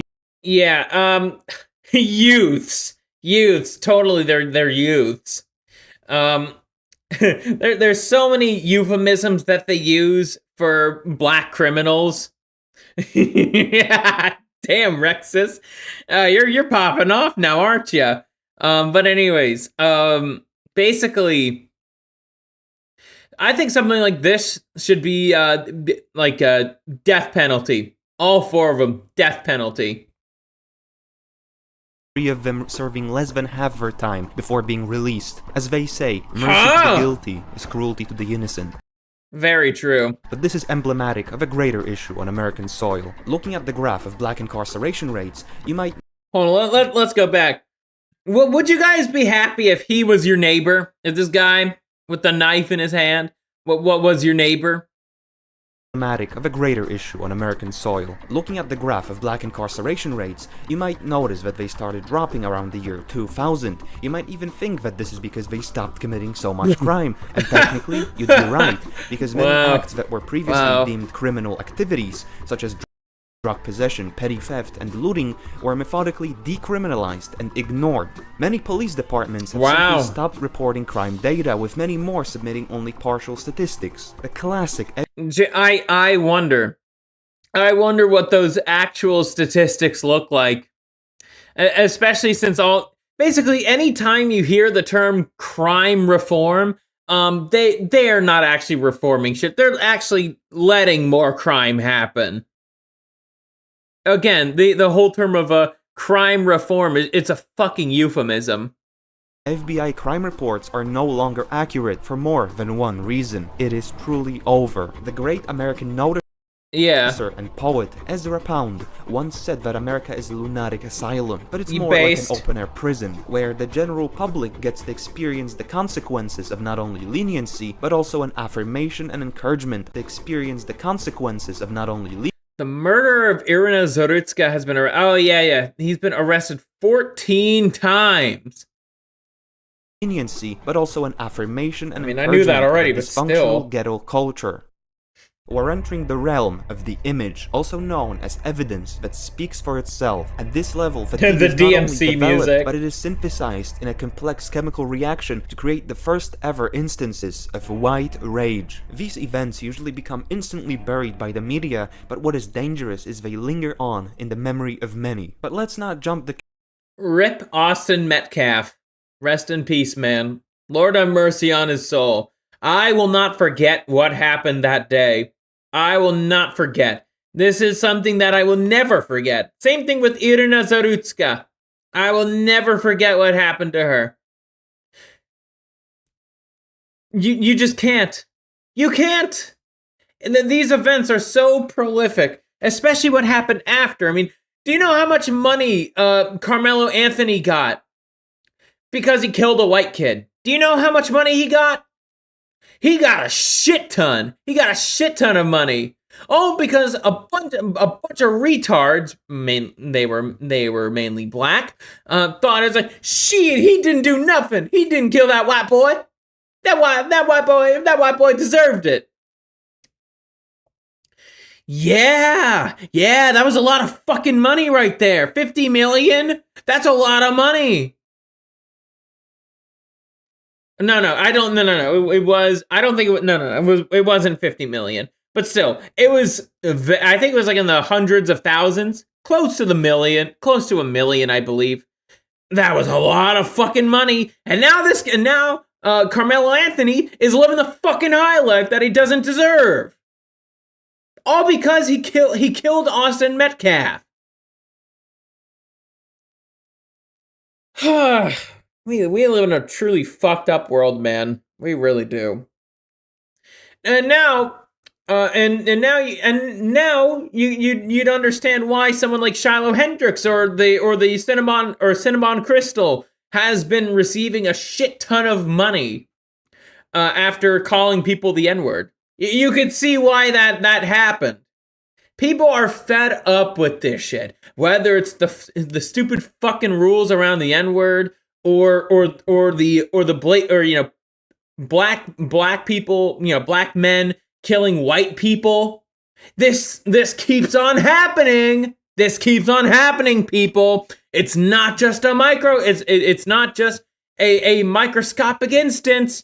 It's a microcosm. This whole story right here is a microcosm of a larger issue. And if you look at the per capita statistics, you'll see that's the case.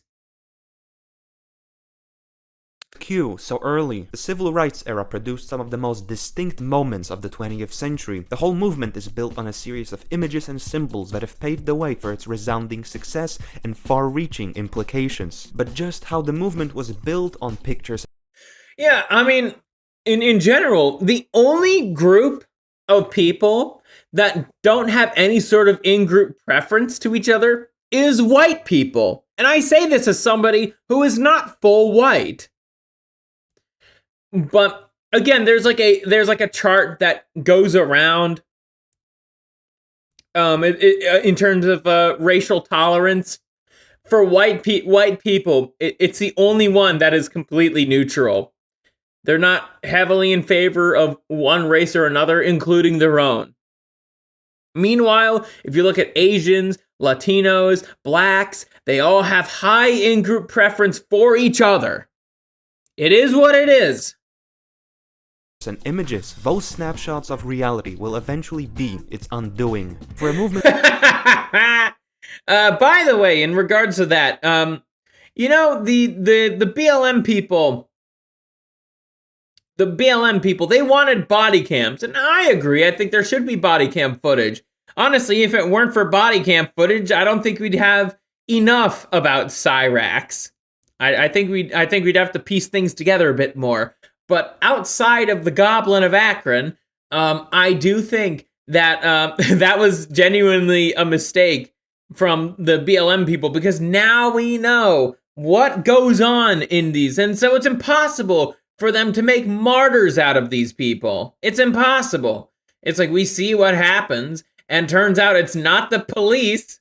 It's not the police who are the ones escalating lethal force.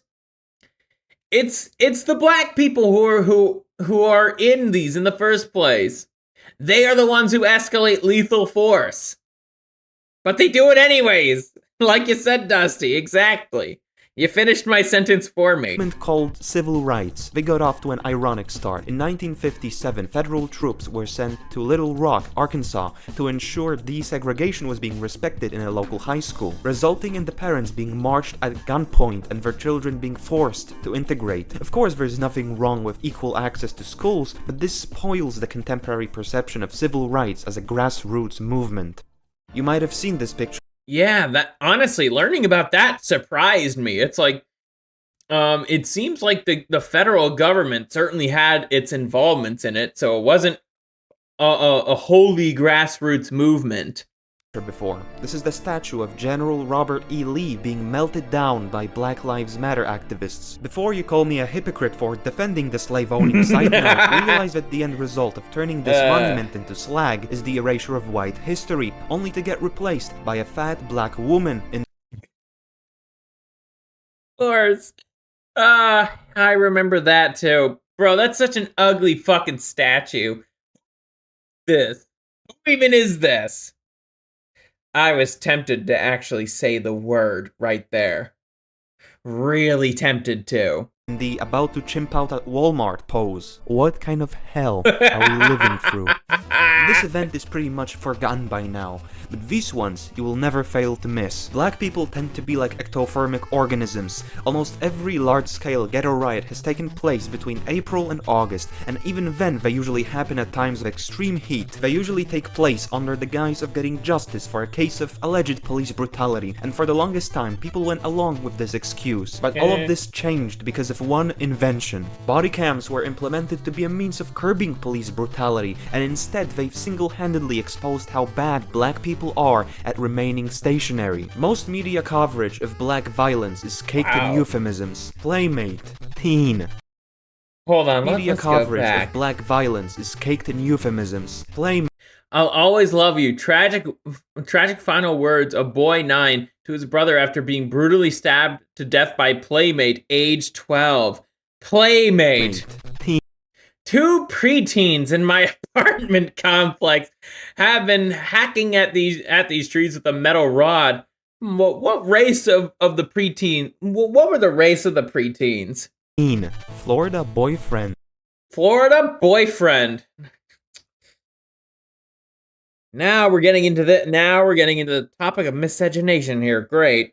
As somebody who is a product of miscegenation himself, irony. I love that. I do think there are certain combinations that maybe shouldn't, really shouldn't be together. Black man, white woman. I think that's one of them. But funnily enough, I don't have a problem with the inverse. I really don't. The inverse, I got no problems with. Of white man, black woman, those relationships tend to be really fucking strong. Tend to be. Again, there are exceptions, but those exceptions prove the rule. But the raw footage of the body cam helps to convey the spirit a little bit more accurately. Same thing goes for mugshots. No amount of omissions will soften the blow that a guy that looks like this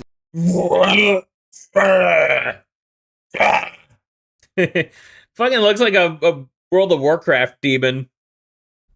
Let's see, if we were to... I think he's like a Felguard or something. I mean, Felguards don't have hair. I don't think any Moarg has hair. It's kind of a piece of their race. No, but definitely, I wouldn't say... No, guy's not an Eridar.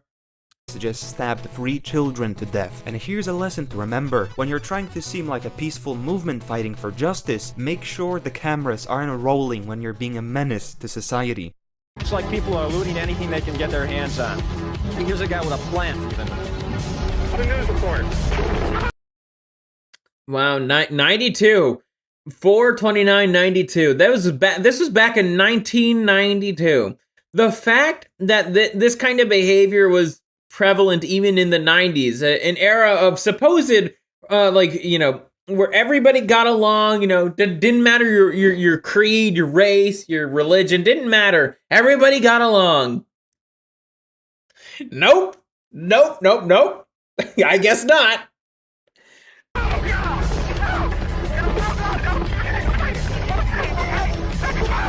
Rocks and bottles being thrown in another car. They're kicking the driver and beating the driver. Wow. This guy did. Wow. Fair.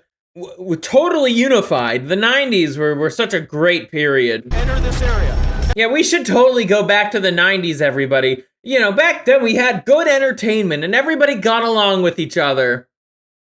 Yeah, right. That's his only car. Fuck The that. 92 LA riots were the first televised chimp-out event. They cemented the black fight for justice against police brutality as a movement that above everything I love how he gets more talks, man. successful This guy's people hilarious. going about their daily lives. I like the looting. It seems like the people, and I wouldn't be surprised. This is probably something else that rhymes in history. The people who were most affected.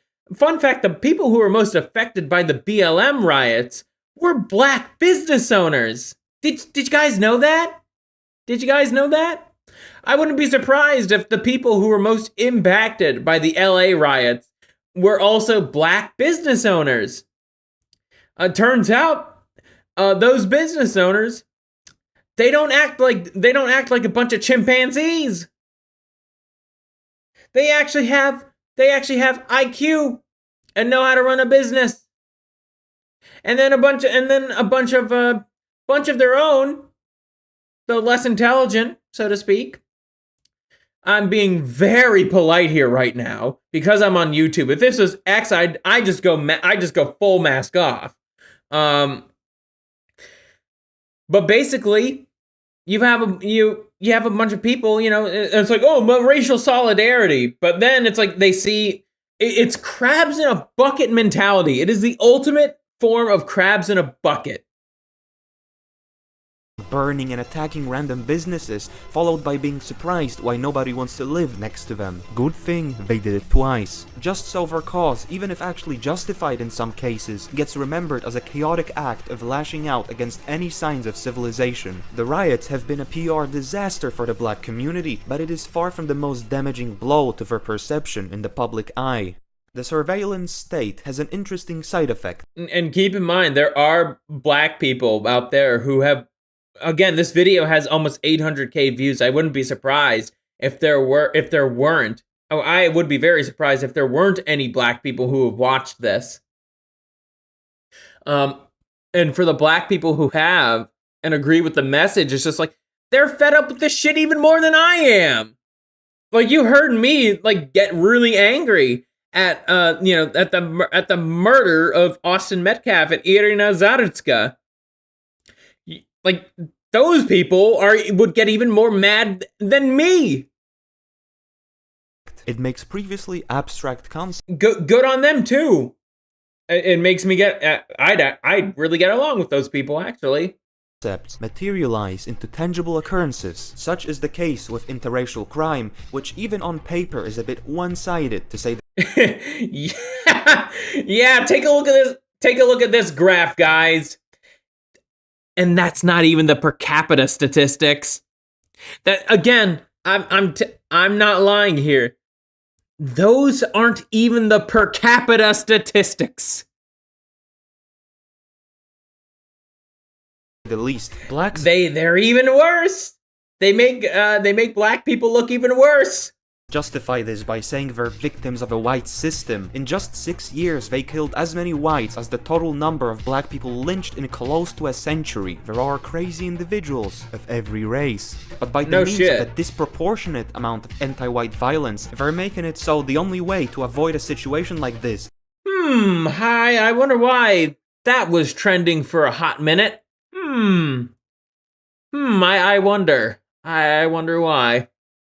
17% of the population in the US, yet they commit 50% of all it's like what, 50% of all violent crime? And no, it's even more than 50%, Rexus. It's way more than 50% of the violent crime. Is to be prejudiced for a laugh. I think it was like, no, I think Saturn told me it was like 80. Shit. that was red pilling to learn. Like what? It's like what, 1780? And again, not the full picture. We've seen the images that build civil rights, and now you're aware of the pictures that have given birth to black fatigue. But there's one more Very much so, especially in recent times. image I've skipped over, because just like the N-word, it's been made a taboo.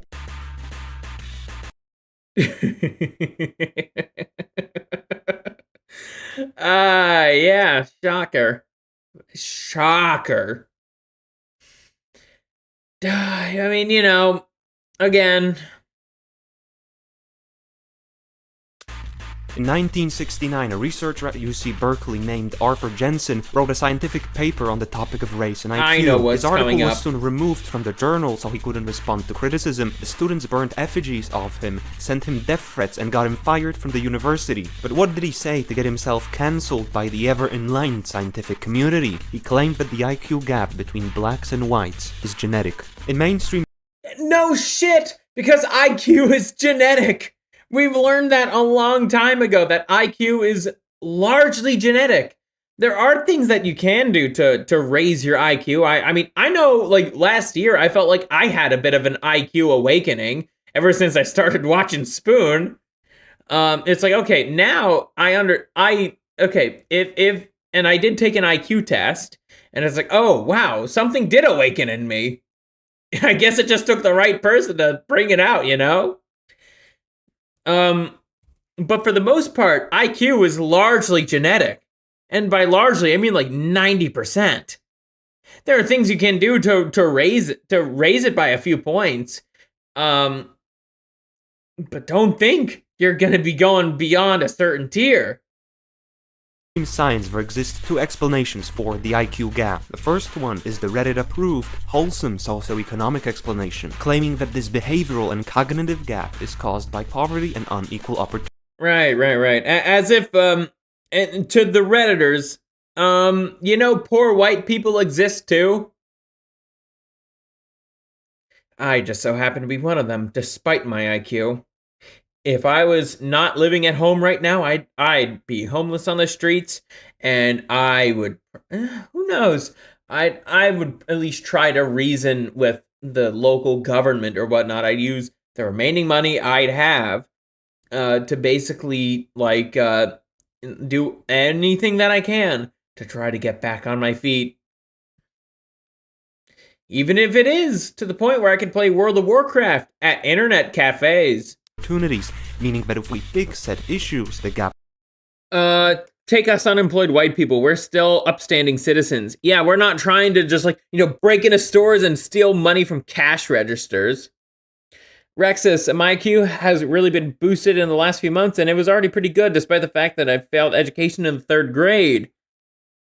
Well, yeah, you probably are on the spectrum like myself, if anything. But still, will disappear. On the other hand, the genetic explanation states that the relation between IQ and poverty is more complex than meets the eye. This view is extremely problematic because in its most extreme interpretation, the rate at which the IQ gap can be closed will never exceed the rate at which humans undergo evolution. Of course, I do not endorse the genetic explanation. Made a whole segment on race, but allegedly would never ever believe anything racist award. Fun fact, fellas, I've said this before, especially I think during my BioShock stream, but racist, and you know, the term racist is an anti-white slur. Because again, if you think about it, and I ranted about this to myself in the car, so you know it's good information. This is all I've been talking about for the past week. You know it's good. Basically, the only people who ever get offended at being called racist are white people. Think about it like that for a second. A black person, an Asian person, or any other race does not care about being called a racist. It is a term used by non-whites, so to speak. And Scurvy's mixed himself, so I don't know if I'm white or not. Probably not. It is a term used by nons against white people, and the people who react to that term the most are white people. Also, what's up, Rug? How you been? My IQ is too high. I have to keep it subbed with rum lest I start solving problems that were meant to be unsolved. That's good, man. That's good. Or the possibility Newman syndrome, because my low-set ears scream something similar to that. Noonan syndrome. Never fucking heard of that. True, only white people get offended or scared. For me, I just don't fucking care. Call me a racist, I don't give a shit. I'd probably turn it and just like, oh yeah, I am. What's it to ya? What's it to ya? Even though if you actually listen to how I talk about this stuff, and the people I talk to, my friends or whatnot, it's like, well then it just causes a short circuit. But someone will have to play devil's advocate. In one corner we have the sovereign poverty laws and our #1 public enemies, and in the opposite we have the early life crew who get to start first because they don't want to be labeled an anti-Semite. Well, yeah, Saturn is not full white. We're alike in that regard. We're not full white. I'm not full white because I'm part Iranian and Jewish. But Saturn's not black. Saturn's not black.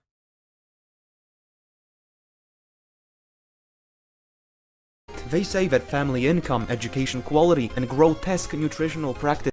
Ow! No! Why the fuck? Okay, why the fuck do black people? Hold on. They say that family income, education quality, and grotesque. Why the fuck do black people do this? Why the fuck do black people? It's only black people who put dishwasher on their fucking chicken. It's only black people who do this. No one else does this.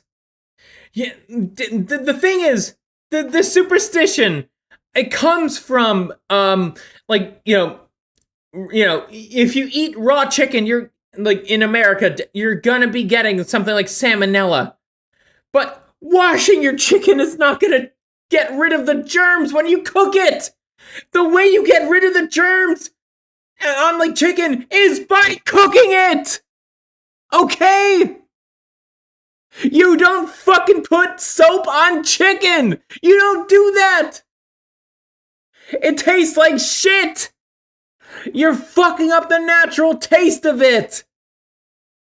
You're not doing anything. You're not cleaning it. It's still fucking raw. Oh, fuck. Let's see. It's pretty extreme if I have it. I'm damn glad that I'm on the more moderate end of it, because extreme Noonan syndrome leads to internal bleeding, heart problems, and skeletal deformities. Gotcha. Washing your chicken with cold water is better to help thaw it. Exactly. I've sometimes rinsed meat. Never soap, though. What the fuck? Yeah, don't use soap. What the fuck is wrong? What the fuck is wrong with these people? Yeah, you use, like, warm water or cold water to defrost it. That's it.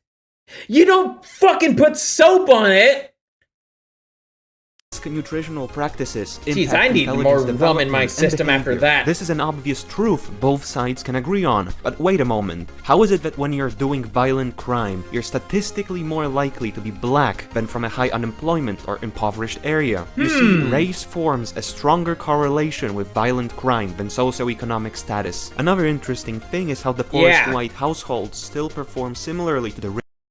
Yeah, because again, behavior is also genetic. Which is the blacks in school examinations. Think on that for a while. The early life crew would say that the factor causing these discrepancies is black people having worse access to good quality education, which is actually a fact. So let's see what happens when the opposite is true. In 1985, in Missouri, a federal plan was enacted to boost the performance of disadvantaged black kids by providing them with state-of-the-art school facilities. Up to $11,000 were spent per student. There was one teacher per 12 students, one of the best ratios in the whole country. 15 new schools.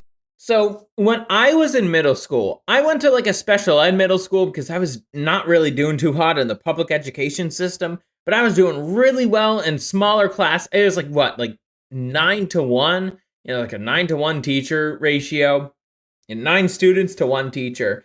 It was really good quality education. It was fucking really expensive though. So I think my middle school experience is absolutely going to experience how my kids learn in the future. But still, there is the racial component to this for sure. I do think there is like disability or whatnot that matters, and that could kind of take precedent over race, because I met plenty of autistic black people. They don't act like the fool. I don't know what it is with autistic people of any race. They don't act the fool. We're kind of our own little race ourselves. It's fucking weird, but still. Exactly, Cairo. Unless they're autistic. They just need a proper learning environment. They probably actually do pretty well in the same special education environment that white people and Asian people and all the other races on Earth do. It's a disability thing. But yeah, exactly. They have the same fucking schooling as whites and Asians. They're the non-autistics. Damien, if you're still watching, if you remember my what I sent you a while back, tried to help me find a spurg in South Africa too for a wife.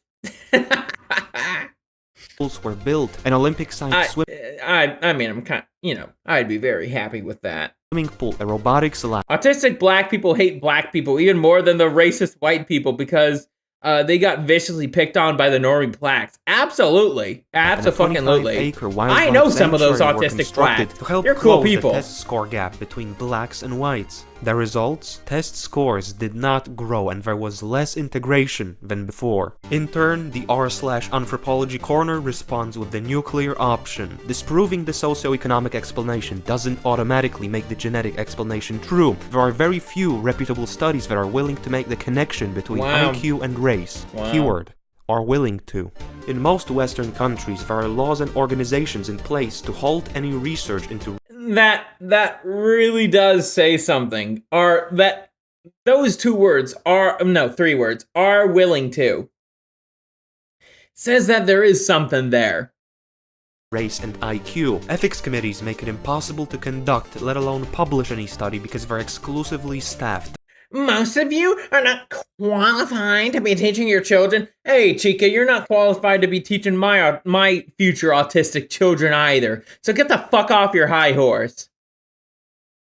By the type of women who gesticulate too much when talking, but when... Also, look at those fucking big-ass glasses, too. That's a red flag right there. I agree. Yes, it does. If society and economics don't prove it, it defaults to genetics. True, Cairo. But the reason why, these big science journals would never, ever say that is because optics. And they also expect the general populace to not come to that conclusion. You and I, we're both high IQ, but normies are not. When something becomes a taboo, it starts drawing people in and leaves them asking the question. You know what happens now? Well, that's right. You better kick the... No, I'm not going to say that. Not while I'm still streaming on YouTube. What are they hiding? The Goyim have alleles gone are associated insane. with intelligence, and they are found most often in East Asians and whites, while being less abundant in Sub-Saharan Africans. But this evidence, it doesn't say much, since these Jeez, alleles Rexus, could chill be out a little hereditary bit, and thus alright? markers of intelligence Alright? instead of causes. A more notable difference is cortical thickness. We're which not is the on thickness episode of the outer 100 layer yet. of the brain, and directly correlates with intellectual ability, and if too thin is responsible for ADHD and lower IQs. Not only is it mostly heritable, meaning that it is determined largely by genes, but it is also seen to be generally thicker in Eurasian subjects and less so in African ones. This might be responsible for some of the IQ gap, but we will never know unless scientists are actually allowed to study this field. End result? I can say, for two very different but equally important reasons. At the end of the day, there are two takeaways from this video. Redditors who heckin' love science by censoring racial discourse have only made it more alluring, and more importantly, the ability to take photos and record videos becoming available to everyone, not just journalists, has completely derailed 60 years of civil rights. Yeah, basically that, but I'll be right back, then we'll do another little segment on Twitter.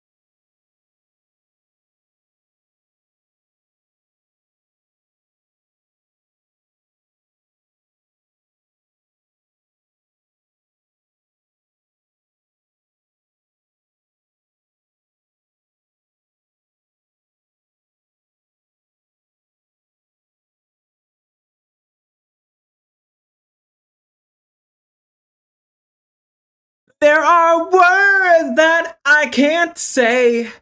All the stupid rules are fucking gay. Anyways, let's get back. Let's get back to, I think this is going to be another little micro segment right here, just for the sake of time.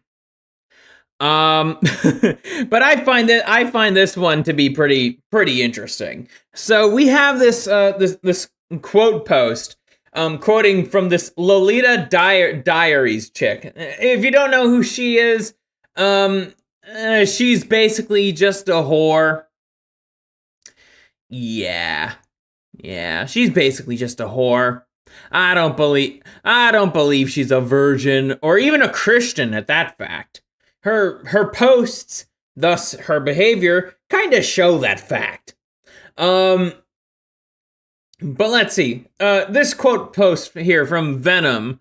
According to men, virgin women are high value. According to women, virgin men are incel losers and failures. Wow. Again, when it comes to women, right? I trust me, I know that women do like guys with experience, but at the same time, it's like, does that experience have to be the old in and out? Not just necessarily from dealing with you. I'd say that's experience enough. Still, Miss Lolita is trying to find a man. Will she ever? And honestly, I think she's the perfect epitome of the mouthy mid epidemic. Like, truly, she is the epitome of the mouthy mid epidemic. There's a reason why I fucking really don't like pearly things.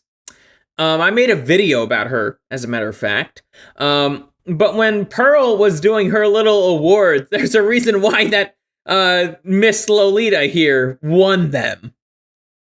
And I also agree, Rexus. The Lolita name tells me enough. Enough said. Yep. She's also not, like, again, her profile picture, it's very much, edited and filtered and all that. She does not actually look like that. But yeah, just another example of just crazy women having crazy high standards. Let's get back to the video. Yeah, very much a thirst trap. I also agree there, Dusty. There's a... Hold on, we'll go back. Sorry, I didn't mean for the video to play. I'll actually speed this up a little. I am trying to be somewhat decent about time here.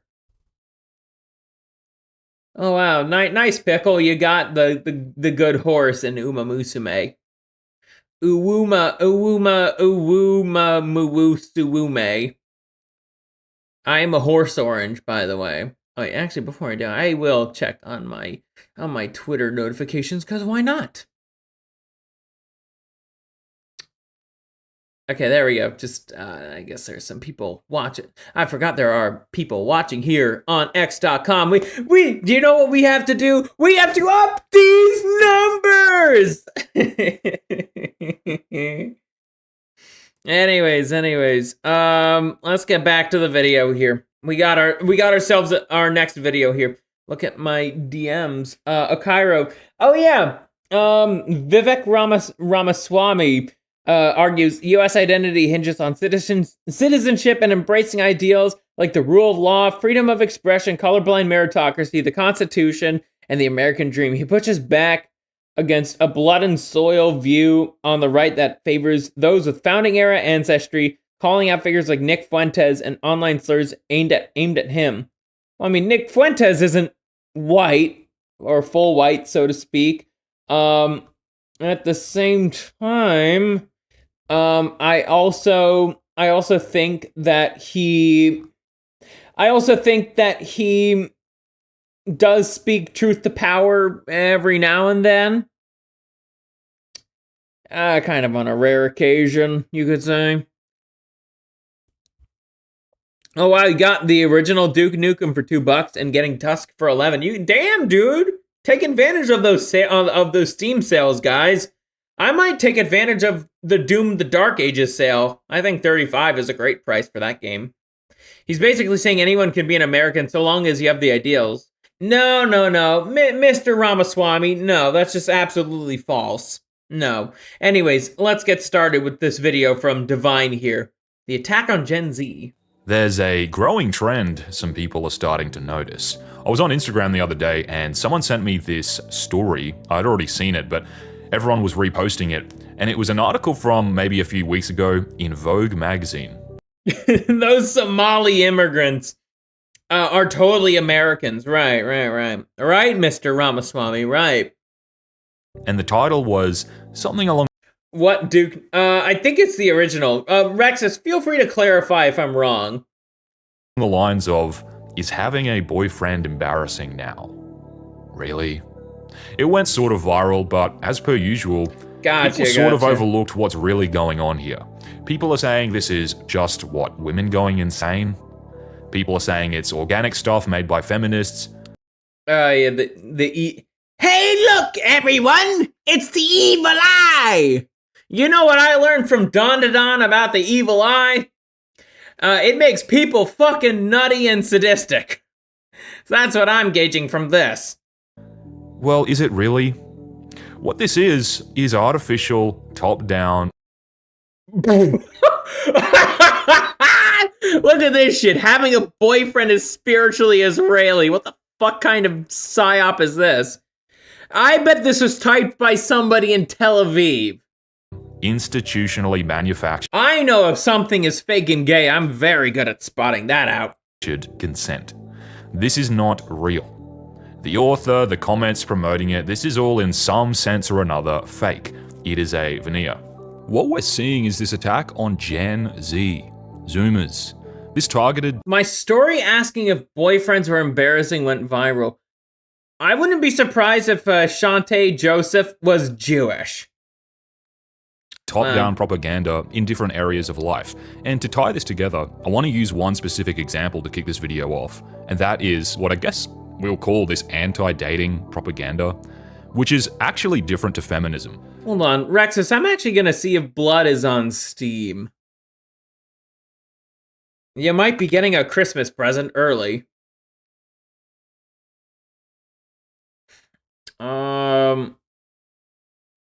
There's a lot. There's a lot of games with blood on here. Fuck, man. I will try to help you out. You've been a loyal viewer. The least I could do is help you out. And I want to exactly, Dusty. Use it as an example because it ties in with a lot of broader issues that young people are facing, and we'll explore that a bit later. And that's what we're going to talk about in the video tonight, the anti-dating propaganda, which is, I think, suddenly really taking off, at least from what I've been seeing. And I'm going to explain why. It's going to be a bit of a different video. I'll try and keep it shorter. And we're just going to jump straight into it. If you've been paying close attention, over the past 12 months, young women have slowly but surely been coming around to the right wing. Not all of them, obviously. It's a small amount, but it is growing. There are a lot of crypto-feminists among them trying to sneak in as well, make no mistake about it. But broadly, I think a lot of the younger women in specifically Gen Z have started to adopt some right-wing or nationalist or patriotic talking points. I know who Chernobog and Belobog are. They're from Slavic myth.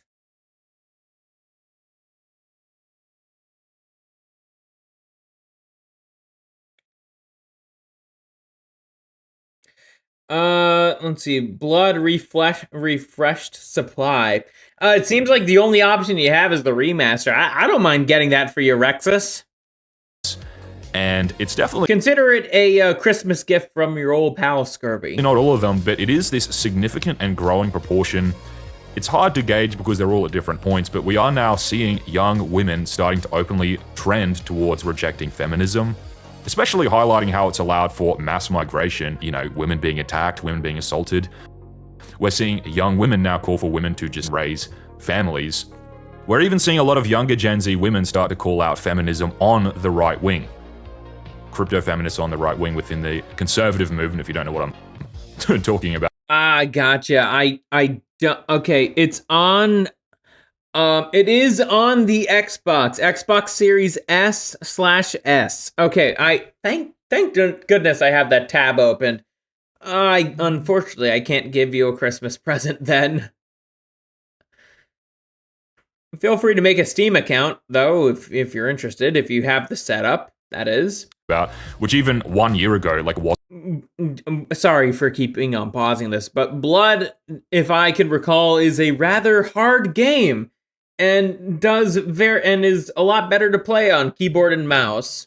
Wasn't even happening at all. So there's a long way to go, but a lot of women are coming around, and it is because stuff like, look, I know no one wants to talk about it. It's the anti-white stuff, also, you know, being attached from what I hear. How you were born, what race you were. It's the anti-Christian stuff, the anti-Christian attack on our civilization, and then everything else, anti-conservatives. Oh yeah, I remember this debate from way back in the day, and by way back in the day, I mean a few months ago.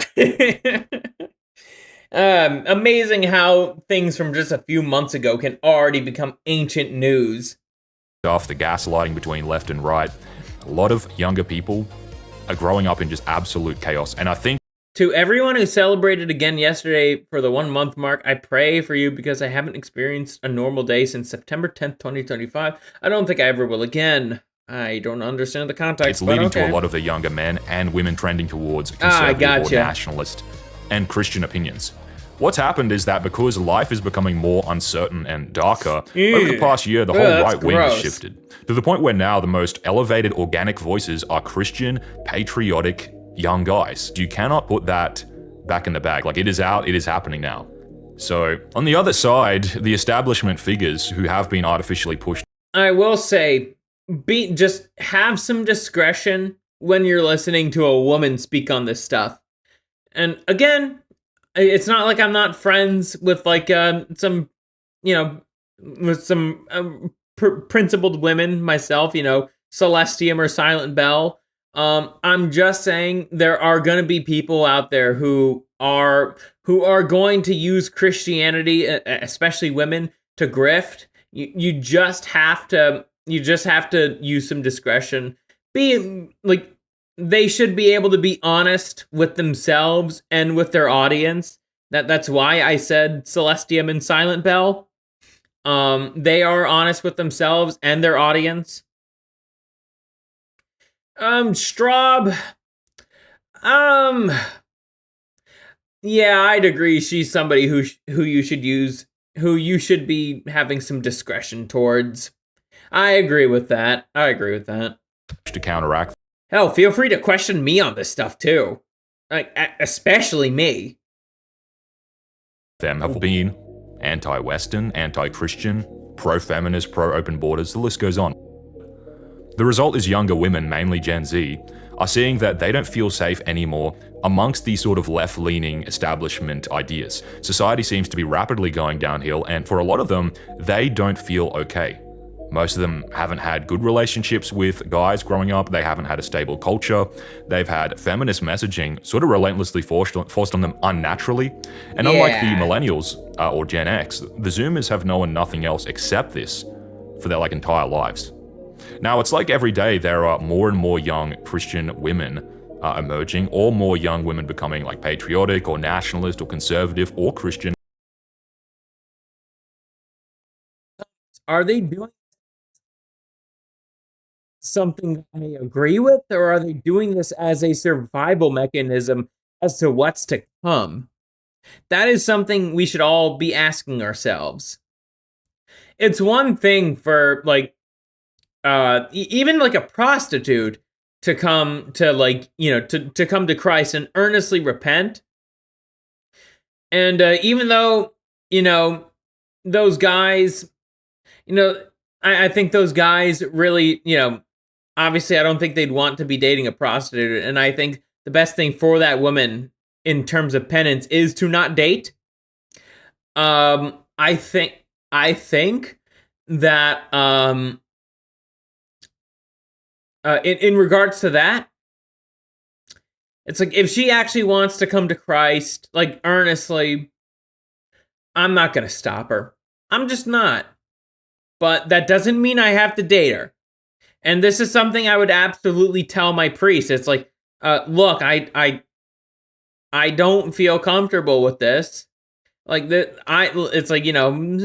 perfectly happy with saying that I'm still a virgin myself. It's I just can't. I'm not the type of person who wants to or will do that. I've been keeping myself I've told my priest my parts of my history before. It's I've had many opportunities to lose my V card. I never taken them. I never have. And that is very much true. There's a reason why I didn't take it. I think there's a bit more of a spiritual reason as to why I didn't take it these days. But still, it's I don't think it's a good compatible relationship. That's just not me. I can't do that. And it's already there'd be, insecurities popping up on both ends. It's not just my end, but her end too. Because even if I were to marry her, right? It's chances are she's probably had better dick than mine. And that's a real thing. That's a real thing that couples have to deal with. I don't feel like dealing with that. I do value myself a bit more than just being sloppy seconds for a former prostitute. But anyways, let's keep going. And they're starting to slowly form their own little cultures on the right wing or within the right wing, which is important for women because they need community amongst themselves. And again, what's important here is they, for a long time, had none of that on the right wing. The right wing didn't have that. Now it does. And that's a sign that something is changing. And the current score is that an increasing number of people are starting to see past the surface level explanations for things. And by proxy, they're now starting to look past the gatekeeping voices and look deeper. For example, years ago, young guys started questioning feminism and why women were sort of going insane. It goes back to the whole point of just like, is this genuine or is this a survival mechanism? And for so long, it was this absolute degenerate slop. I hated it. It was the manosphere stuff who said, hey, the problem is the corrupted manosphere stuff. And let me put an asterisk on that. In terms of manosphere, he means corrupt manosphere. Just women. And it's not someone like Undead Chronic or Hammerhand. And the solution is just don't get married and don't have kids. None of them were deplatformed. Why? Because they were part of this plan. They were part of the deception, part of the problem. Well, now the young guys are rejecting that. The young guys are asking, hold on a minute, but where did feminism come from? Women didn't... You can't ask that on YouTube.com. Otherwise, you get shadow banned, just like yours truly. Invent it, like they're saying. Who did? Because in 2020, when Tate broke from that manosphere narrative, again, regardless of what you think of him, this is something I do disagree with this video on. He did not break away from that. He is still a pickup roach. He's still trying to teach guys how to pick up women and all that. Such a fucking waste of content, bro. It's like, you don't even need to watch Tater Tot to understand how to pick up women. There's better people out there if you want to learn about female nature. Rexus says, I don't think relationships would be good for me, especially since my anger, when very much pushed beyond rational, cannot be relaxed. Well, I pray that the Lord will be able to help you with that, so you can eventually get into a good relationship. And by what I mean by good is, something, you and her are alike in virtue in every possible way. I've got my own disagreements with the way he lives. When he broke from that manosphere narrative and he started telling young guys that feminism was artificially pushed onto our society, yeah, lo and behold, he got banned. And Shocker. Everyone saw it. While all the manosphere people were completely fine on YouTube, ranting about just women all day, Tate got banned for questions. Well, Chronic's been banned almost, 16 times. He's been banned 16 times for saying exactly what Tate was saying. It wasn't until Tate got all the money that he could ever want, and then some. He's still making some money to this day. It wasn't until that that he got banned. It's like he's still set for life.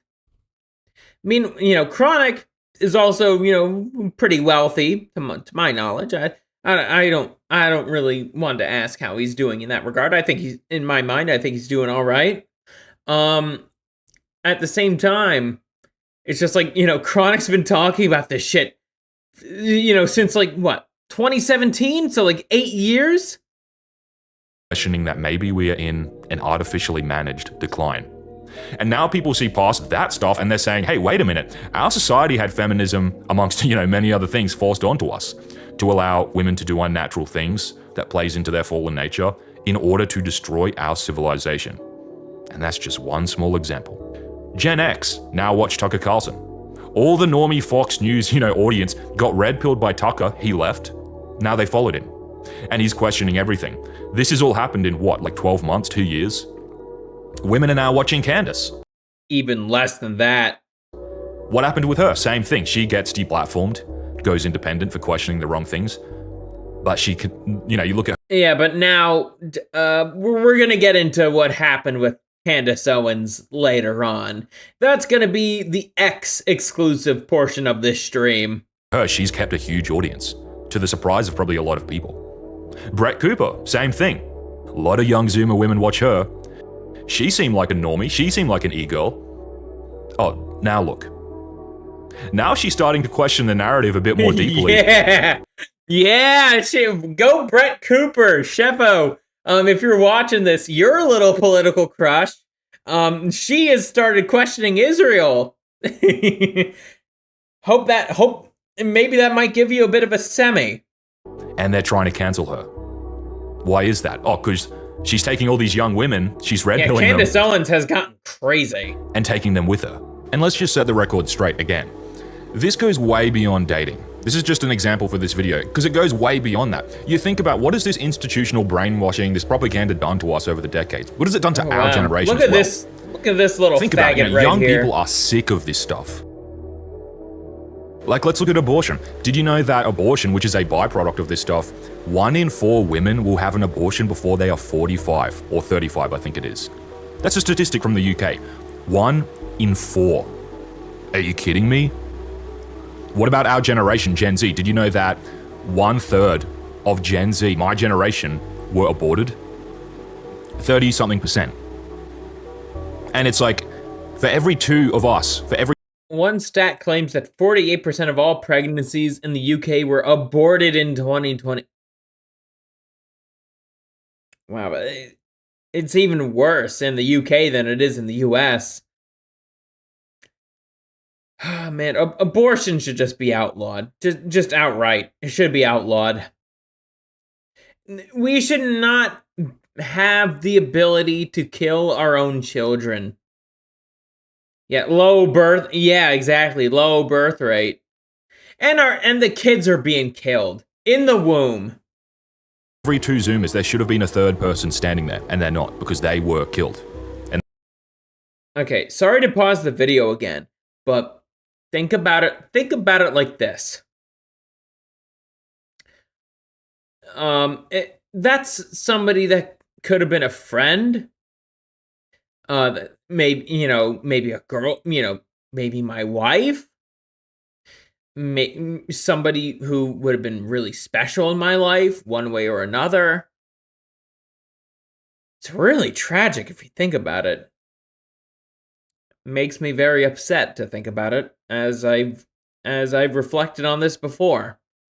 It's still not exactly easy for me to do that. Like, every time I see that, it's just like, fuck, man, that's somebody that could have been a friend. Somebody that could have been, maybe that person could have been my wife.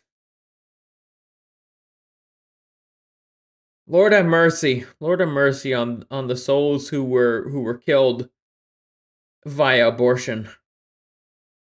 There are people like us. I'm described as an outsider among outsiders. It's not edgy, just a sad part of reality in my world. Even among outsiders I congregate with, I feel like an outsider. Yeah, I feel the same way, Rexus. And that's how we need to view this. And this is what I mean when I say this goes way beyond dating or marriage or even to some extent family. It's like, look at everything else that this stuff has resulted in. This is why a transformational shift amongst Gen Z, amongst young people, amongst people in general, is such a big deal. It's why a transformational shift amongst Gen Z women is such a big deal as well. Like, the institutions know this, the media knows this. That's why they are trying so hard to stop it from growing as fast as it's going right now, because it's going crazy right now. Because if... Yep. Let's not forget that, Okairo.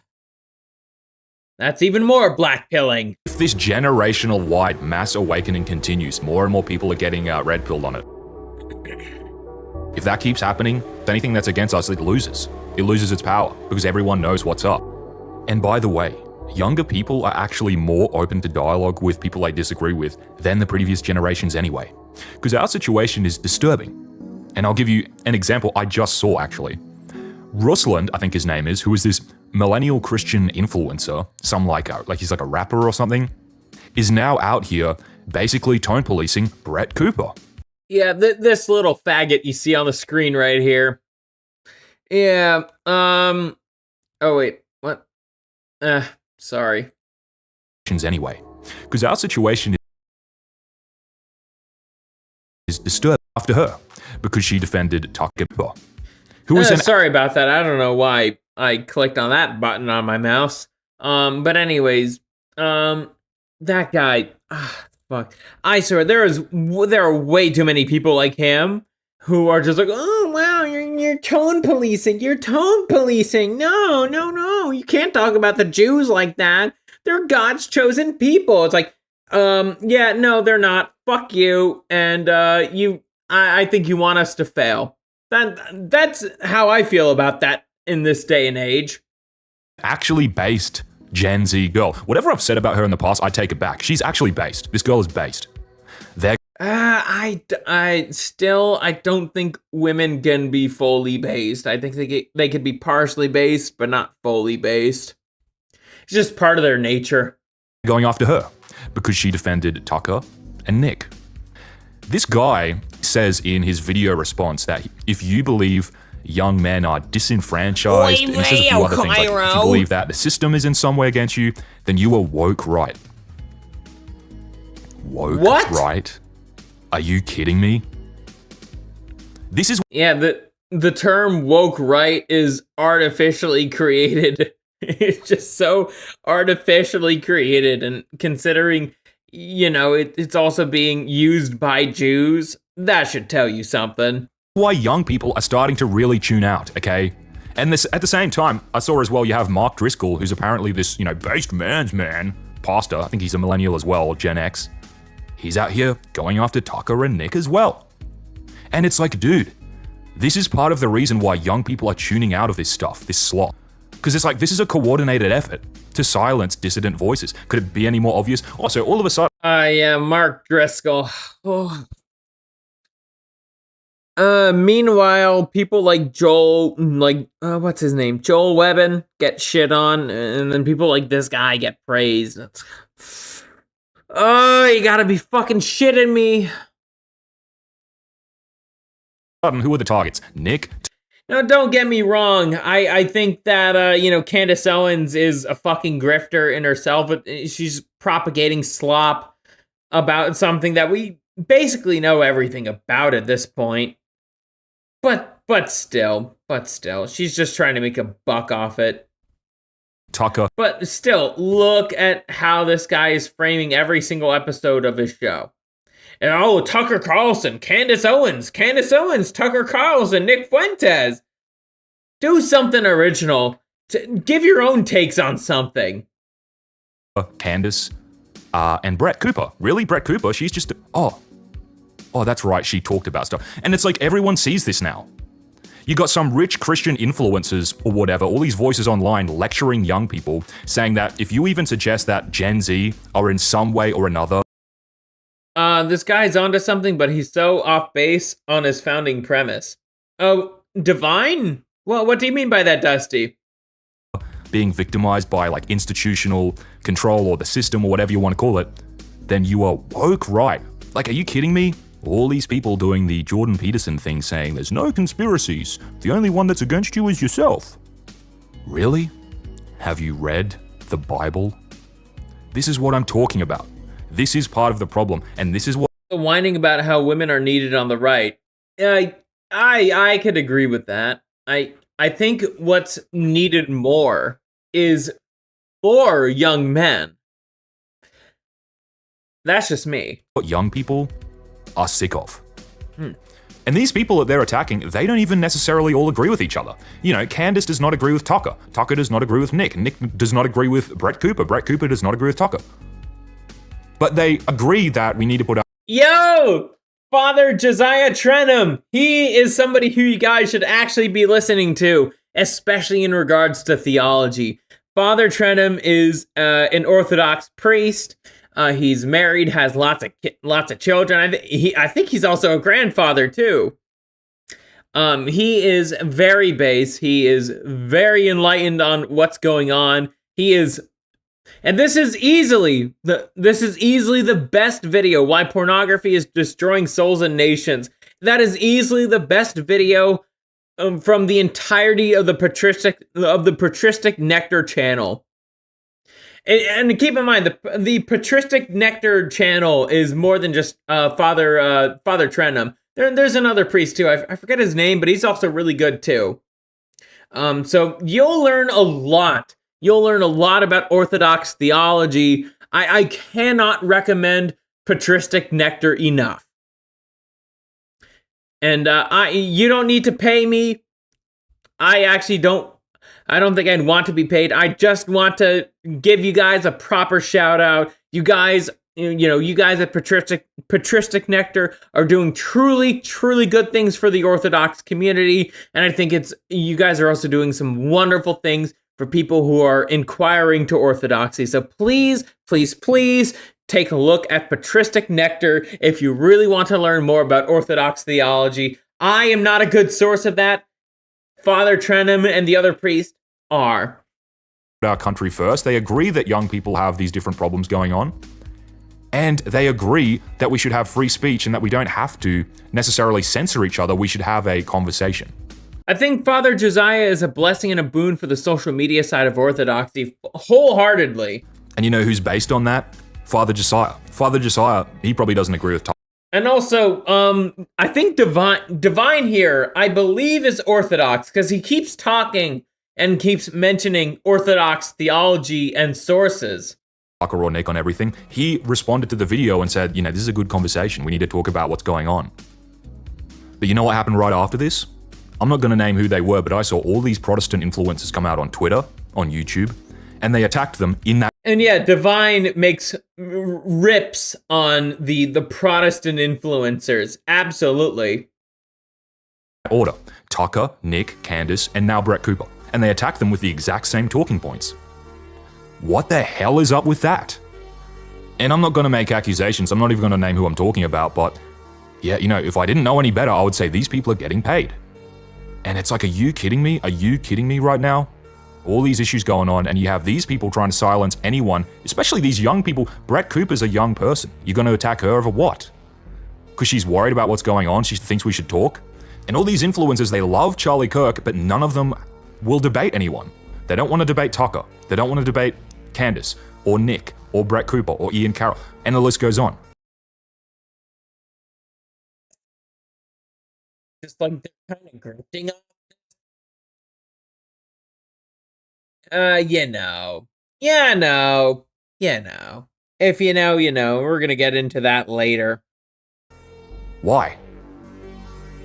And think about this. If Tucker interviewed a Christ-hating atheist, or someone like that, who the whole episode was just blaspheming and trash-talking Christians and Jesus Christ, do you actually think that all these Protestant influencers would come out with the pitchforks in outrage like they are right now?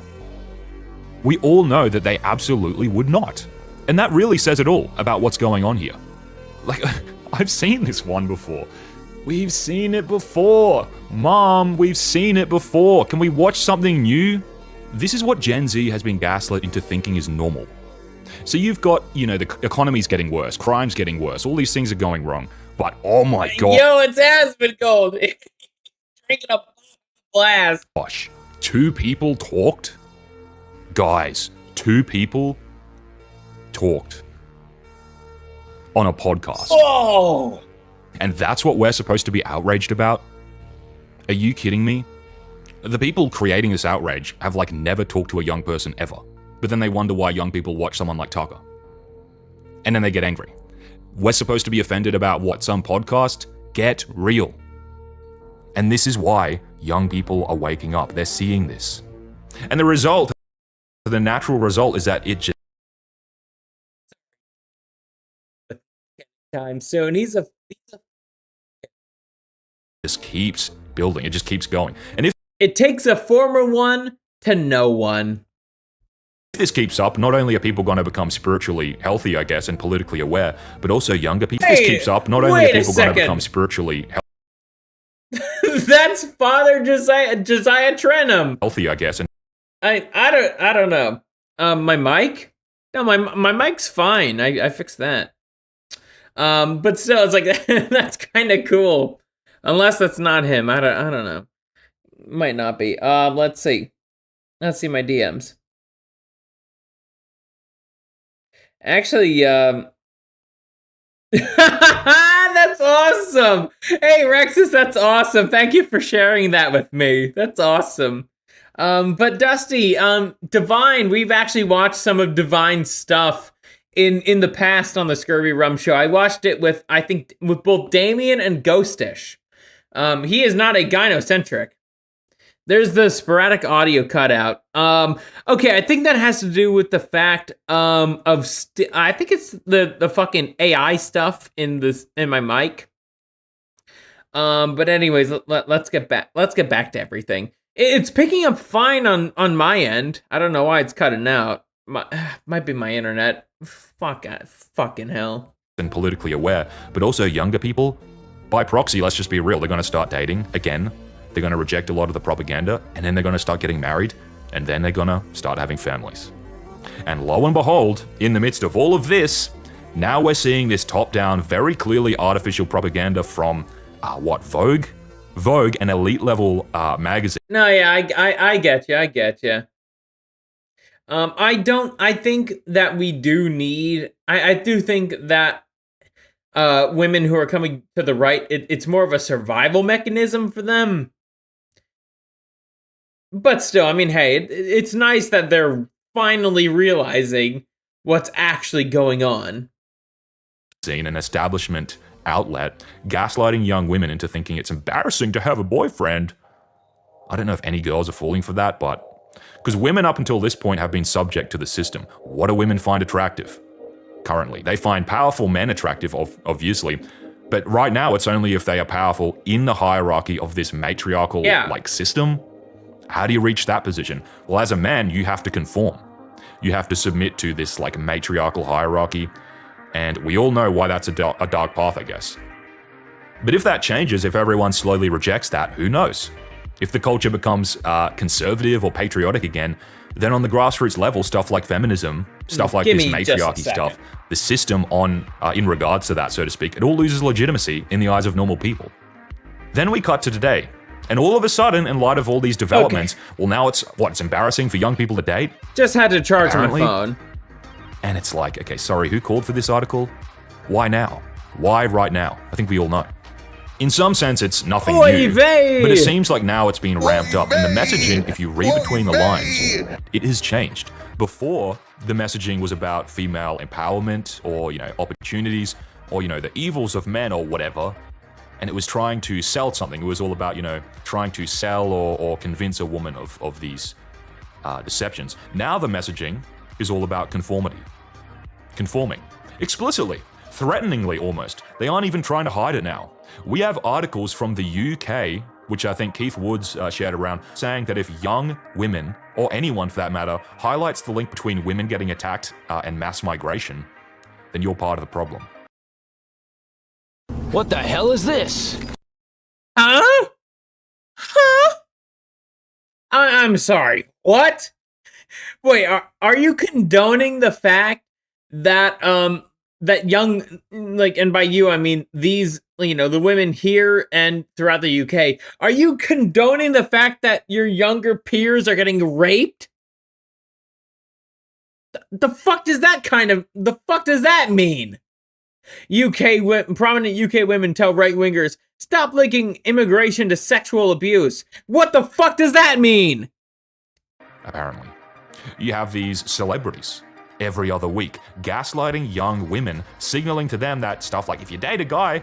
I mean, I knew that. It was largely a rhetorical question. Turn all Gen Z against the boomerinos. You want to be married instead? I mean, Pickle, that's what's going to be happening very soon. There's something wrong with you. You're giving off the ick. Shut up. But I don't care. I think people are starting to see through that as well. The celebrity slop. And now it's articles like this. I'm glad people my age have stopped worshipping celebrities ever since they started spouting their bullshit public opinions online. Yeah, they're not worthy of listening to. They're evil. Then they're adrenochrome drinkers just like the other elites. It's important to not be racist. It's more important to not be racist than not to be graped. From Vogue. Vogue, which is an elite institutional media outlet. They are part of the system, so to speak, and they're telling women, gaslighting them into feeling shame about, Reed's notes, having a boyfriend. Really? It begs the question as to why. And this is where a lot of people seem to get it twisted. I see a lot of people saying this is just the angry feminist author having a meltdown, Chungus style. Wrong. Wake up. The reason they're pushing this stuff right now is because we are at a critical moment. We are at an impasse. Politically, we are at a crossroads. In just one... Yeah, for sure we're at a crossroads.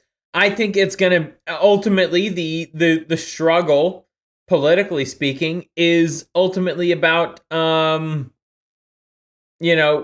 things being the same as they are now or actual change.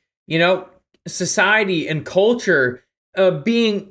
shifting back to eras that actually had them work out.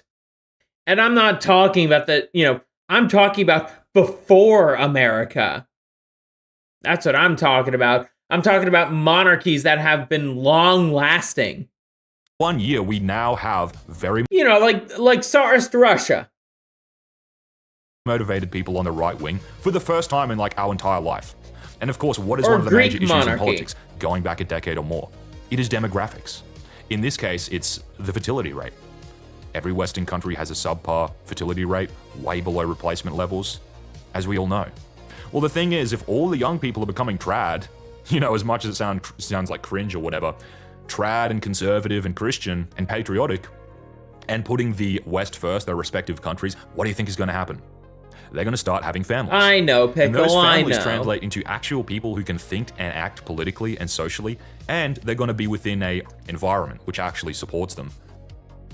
Very quickly, in the course of decades, you see how this can basically reverse entire political policies, change the voting demographic, the list goes on.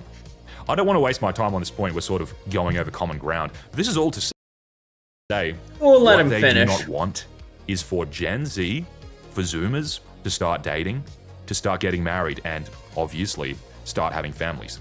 They do not want that. Well, yeah, no shit. We are Zoomers in particular. We're gonna end the segment off here, but the reason why they don't want us Zoomers to start having families and all that, primarily it's to demoralize us, but also it's like when us ultimate goyim, that's what they tried to raise us to be, are the ultimate goyim. When we start actually living for ourselves and beyond this corporatist structure that we're living in, that's when they think, oh, oy vey, it's the beginning of the end, oy vey, oy vey. Yeah, they don't want that to happen. They're going to do everything they possibly can to prevent that from happening. But anyways, I will be right back. I'm just going to, I'm going to check my Discord notifications. Let's see. Dusty says, women getting involved in a party or movement en masse will make it be less effective and focus more on mothering, despite the members being childless cat ladies. You want more men and families. Women should be involved as mothers of mothers and children and wives, not just as a unit.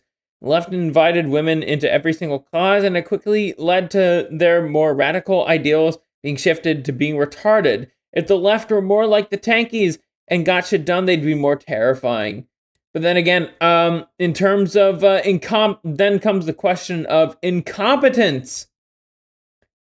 For sure, it becomes of incompetence. And leftists are really incompetent people. That's for sure. Let's see. Okay, I'm on the correct thing. I'll be right back.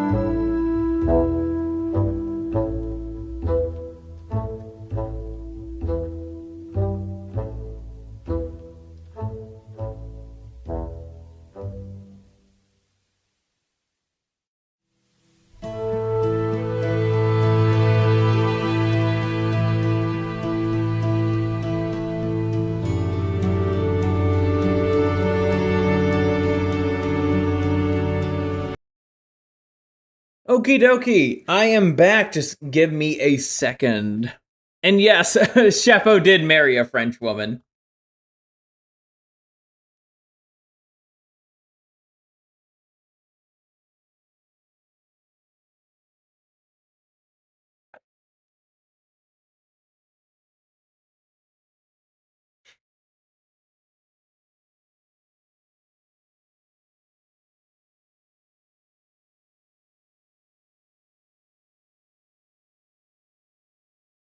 Anyways, I just had to send a silly little message to a friend. Let's see. Okay, let's get back to we're basically done with that video segment right there. Yeah, I know. Yeah, Pickle, I know. Unlike you, I'm not a Nepo baby. Okay, let's get back here. So we have a funny little highlight here from Caleb Hammer. So let's watch this. The debt of the state of Michigan, $6.925 billion. We paid off a lot And keep in mind, this is about a fucking Michigan politician.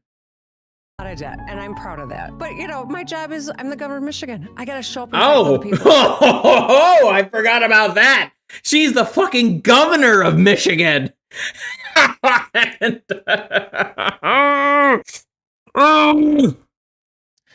wouldn't you know? Wouldn't you know? Oh, wouldn't you know? No wonder why Michigan's such a shitty state.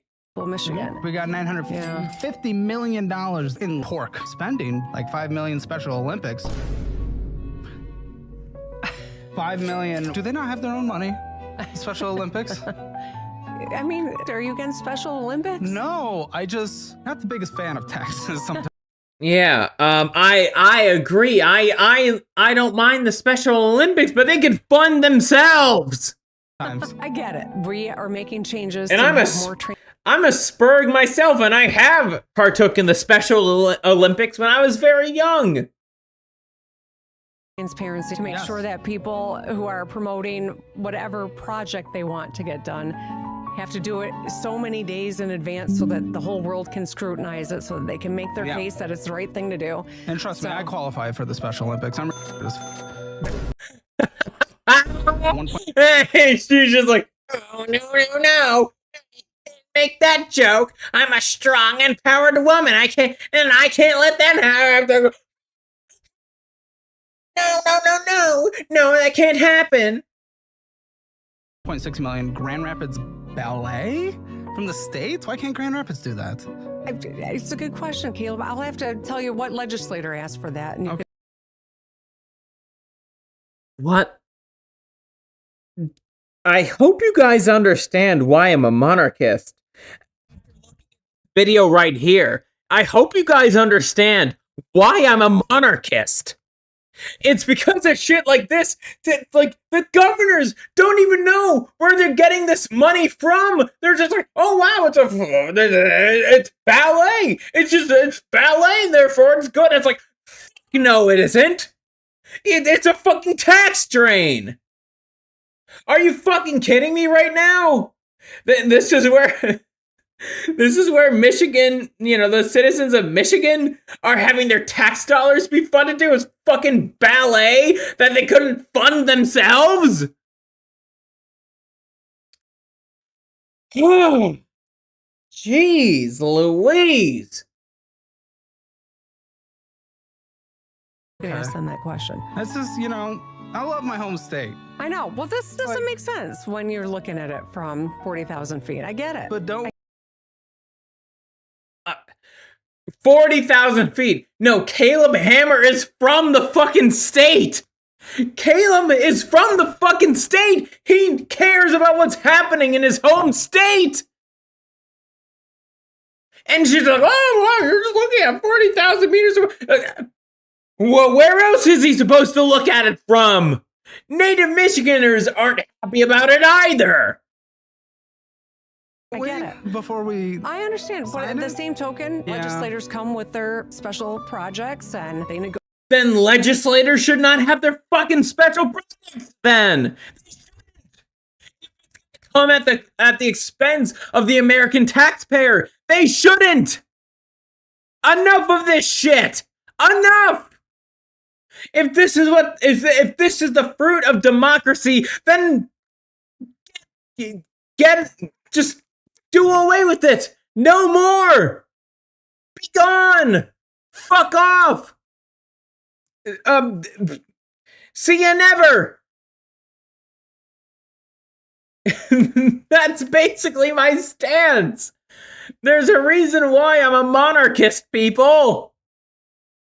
Dumbass whores like this should not be politicians. She should be in the kitchen submitting to her husband. Negotiate them in. And I introduced a budget, it doesn't have any pork in it. Yeah. So these are not things that I ever I can appreciate was that. advocating for. 2.5 million? Yeah, right.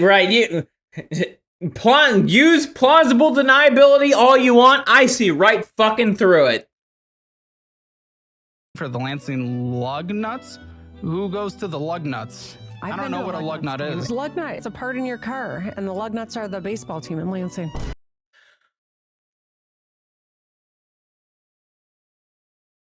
What the hell is this?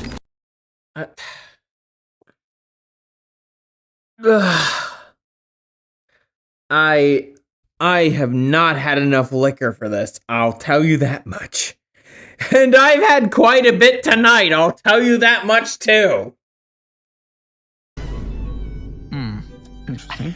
You know, this is the part of the show where I go through the spending, and we got some bull to spend in there. Some Special Olympics bull. Now, we love the Special Olympics. We love the Special Olympics. I don't just didn't know endorse the state anything paid you for said. it. Yes. Yeah. Yeah, you see why I love Caleb Hammer? He's just an honest guy. He's a very honest guy, and even if some of the people who were on his show, like, it was a little bit scripted, at the same time, he is so good at what he does. He's very good at what he does. Anyways, we have another video. It's going to be a bit on the shorter side compared to the other stuff. And then after that, it's going to be, I think after that, it's going to be the, oh wait, no. I think after that, I think it, like, hold on, let me see. I think we might have, nah, yeah, never mind. It's just going to be X exclusive stuff after this one. So let's get to our last YouTube segment of the night. The stream will continue on X after, because YouTube doesn't like it when I shit talk women. I hope by now that we have all learned to never trust anything that begins with breaking. But yeah, this is from the Archcast. I don't really like Arch very much these days, but I wanted to talk about this. This came on my feed, and I was just like, you know what? I think there might be something here. The EU to seize X from Elon Musk to save democracy. There's gee, I wonder why the EU is trying to seize X from Elon Musk, even though Elon doesn't even own the fucking company. It's Linda. It's like Linda Yaccarino. That's who. She's basically like the CEO of X now. And you know, when X was actually under Elon, I heard the site was doing really well. But now that Yaccarino is in charge, oy vey, Goyam, oy vey. No wonder why the site is full of engagement bait nonsense. Elon has some stake in it, of course, but he's not like the owner of it, so to speak. And that does hold true for this post as well, as it has a rather imaginative interpretation. Hey Arch, I have a bigger trapezus than you do, so listen to me, not him. Of its original. Oh, he owns it, but he outsourced it to his Jewish handlers. Yeah, makes sense. inspirational post. As it reads, the EU could seize X from Elon Musk to transform it into a public regulated platform promoting European decency. And considering the recent arguments between Elon and the EU, define decency. Does it mean that, all the noticing is gonna be just stymied out of nowhere to the point where we can't even question anything? Even though X is an American-based company. This does sound like something the most democratically unelected organization in the world could possibly... Gee, I wonder where the EU came from. What were the events that led up to the foundation of the EU? Put forward. And again, whilst the origin point is a pinch misleading, it is still worthy of a little bit of discussion, in my opinion. So, the original post from this comes from Gunther Ferlinger-Jahn, who writes, "Shall EU expropriate Elon Musk and hand over X to a EU public foundation to serve as infrastructure for free public debate for free world based on European decency, morality, and reasonable regulations, and so safeguard..." English is not his first language, I assume. "This wonderful platform from ever more extremist Elon Musk." And if Elon was an extremist, he would be saying all the things that people are saying about the Holocaust. Okay? Let's get this out of the way. Unlike Elon Musk, I am an extremist. As a matter of fact, I think free speech is quite bullshit. As a monarchist. The reason why I think free speech is bullshit, I'm not going to get too into the weeds on that. It largely has to do with the fact that why should my enemies have a right to speak? It's that simple. And then it gets more complex. The response has been rather beautiful, with 94.6% saying, "No, Austrian, we shall not be doing this." As indeed this does come from the Chairman Austrian Committee. Austrian.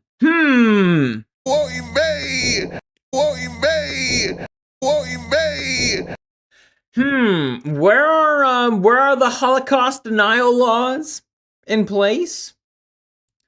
Germany, Austria, just to name two countries. For NATO enlargement. God. Sometimes, like, it is beyond parody. And I checked, by the way, this is not a parody account, despite, certain signs pointing in that general direction, because as hard as it makes me to imagine any map that features Novgorod and Muscovy on it, this is mildly insane. And I think most of us probably can recall the last time that an Austrian decided to build an alliance in Europe. But oh, right. And you're gonna totally denounce that alliance, are you? Look, I don't like the Nazis by any stretch of the imagination. Especially as an Orthodox Christian, but historically speaking, in terms of what Germany was going through at that time, the Nazis were easily the best thing for that country at that time. Did things go out of hand? Yeah, I could say that. But at the same time, it's just like this union that is proposed by this Austrian will never happen and will fail. Compare that to what happened back in that time. What was happening in Germany before the Führer got into power? What was happening? Degenerate nonsense, just like now. Well, details. So, this is not a member of the EU, he's not an EU representative or anything, he holds no public office whatsoever. He's a Austrian economist / political activist, and yeah, right. His level of influence appears to be, well, I mean, hey, maybe India should be dismantled. I mean, they're not going to be a superpower anytime soon. To nothing. He's selling t-shirts for a living and runs a Patreon, which I don't know why. I just find particularly That's amusing pathetic. considering the presentation at large here. But okay.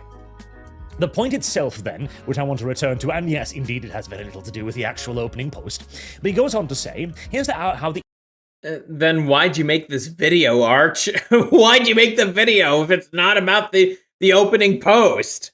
EU could do it. Invoke the DSH hammer, the Digital Service Act, or lets the EU fine platforms up to 6% of global revenue for systemic risks, like misinformation or hate speech. But yet it doesn't define either of those things, especially hate speech. But knowing the EU, it's probably about the Holocaust. Doubt and be skeptical about the Holodomor all you want. As soon as you start questioning the official narrative about the Holocaust, there's gonna be some problems. X has been dodging fines, claims Musk's free speech tweaks amplify extremism, e.g. unchecked bots, election interference, escalate to imminent threat to democracy.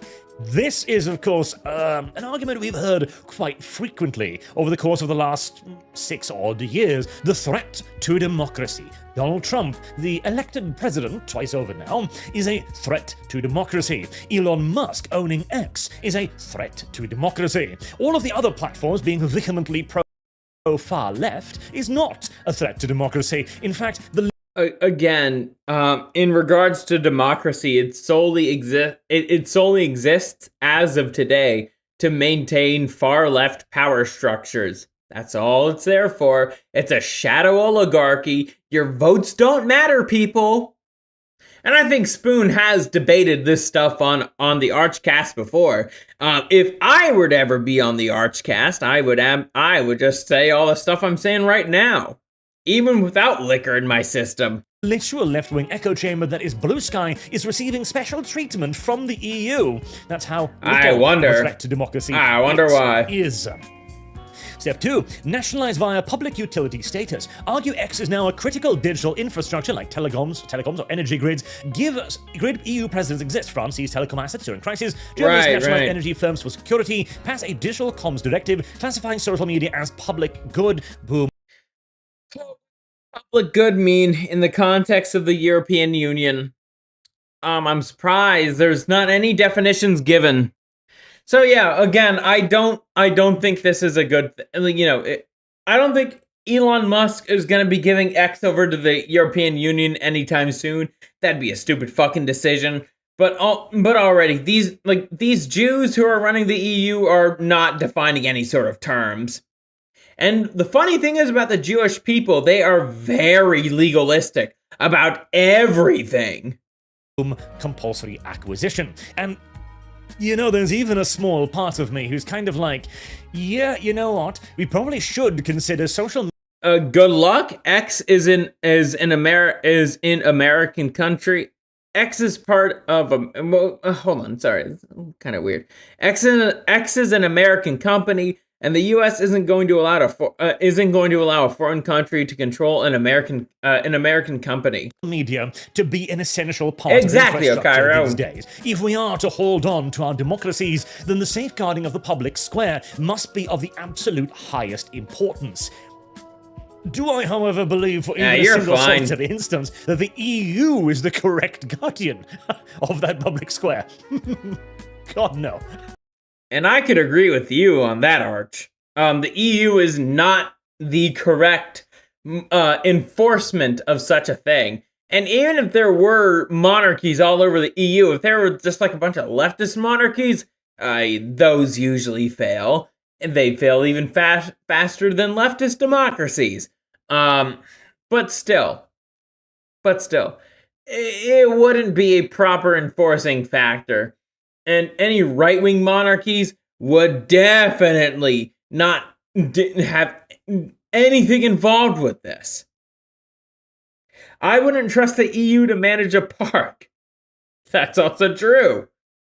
I mean, this entire thing begins with a person going, hey, should we seize billions of dollars of private property to protect European decency and morality? No, exactly, Dusty, exactly. Any power over anything. If your definition of morality and decency is the seizure of private assets, then you shouldn't have power. I thoroughly believe that if anything at all, we should do everything in our power to destroy and crush everything for which you stand. And normally, I'm a fan of NATO as a military alliance, but... What? You actually like NATO? What the hell is this? NATO is fucking awful. I despise NATO. NATO is a reason why many countries are in the shithole they're in now when it comes to war. You gotta be fucking shitting me, Arch. He's making a fine argument for its destruction if these are the people who support it. And by the way, this is... NATO is the reason why you idiots can't defend yourselves. I don't want my people defending your people, especially if there's no skin in the game for me. And are treated as junior soldiers by the USA, idiot. Yeah, I agree. Seriously. Tell me you know nothing about politics without telling me you know nothing about politics. Like, seriously. Who actually, like, in terms of the far right, like myself, who actually likes NATO? Nobody! Nobody likes NATO. This is one of those things where the European identity has become weaponized. Europe is not a country that tends to seize private property. Not unless it's been severely manipulated or otherwise infiltrated, but... By who, Arch? By who? Will you ever admit that? Even a leftist VTuber like Gumi hates the EU and NATO. That's something. The EU does, it gets free protection. Extremist ideology. But yeah, Arch, who infiltrated your country? Who? If you were to say that on your 118,000 subscriber channel, if you were to say who that was, you might get banned. You might get banned. It is, however, a very European, as in a EU, ideal. Step 3. The Expropriation Playbook. Use Article 17 of the EU Charter of Fundamental Rights. Properties can be seized for public interest with fair compensation. Value X at 50 billion post-Musk value dip. Offer Musk 20 billion EU bonds. If that plays refuse. Court in Luxembourg enforce it faster than a Cybertruck recall. So, this is also where it gets interesting, right? The EU is, of course, a very large, very technically powerful entity, and it has been able in the past to force various companies like Apple and Google to pay out fines numbering in the billions of dollars for various violations that it itself has decided that the companies have committed against the EU. Now, the problem there, of course, is yet again that they literally create the rules, judge the breach of the rules, and then also enforce those breaches of the rules as well. And since most of these companies don't want to I mean, when it comes to like Apple or whatnot, that is one of the very, very, very, very, very few W's the European Union actually had. Apple was getting really fucking stupid about its cords or whatnot, and its phones that are using said cords. I think it's a good thing that the more recent iPhones are using USB-C compared to the micro USB they've been using for a while. I think that was a good thing. But again, that was, a W in a sea of L's. In a massive sea of L's. But honestly, I don't think we're really gonna get much more out of this. I think Arch is gonna just talk more libertarian nonsense. Let's see. So I'm just gonna go back here. I don't think we're gonna get much more value out of this out of Arch's video tonight. But before I end the stream here on YouTube, I am gonna send a link to the stream here on X. Copy link. I'm gonna post this here on the YouTube thing. I want you guys to hop over to the X stream. I'm gonna end this on YouTube. I'm gonna end the stream on YouTube, and we're gonna continue with the rest of the show on X, because YouTube is not gonna like what I have to say in that regard, especially about women. So hop on over there. If you haven't made an account, make an account on X so you guys can follow me and make sure that I get past 700 followers. But anyways,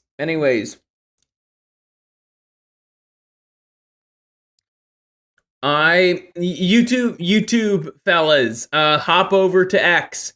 I'm gonna end the stream on YouTube right now.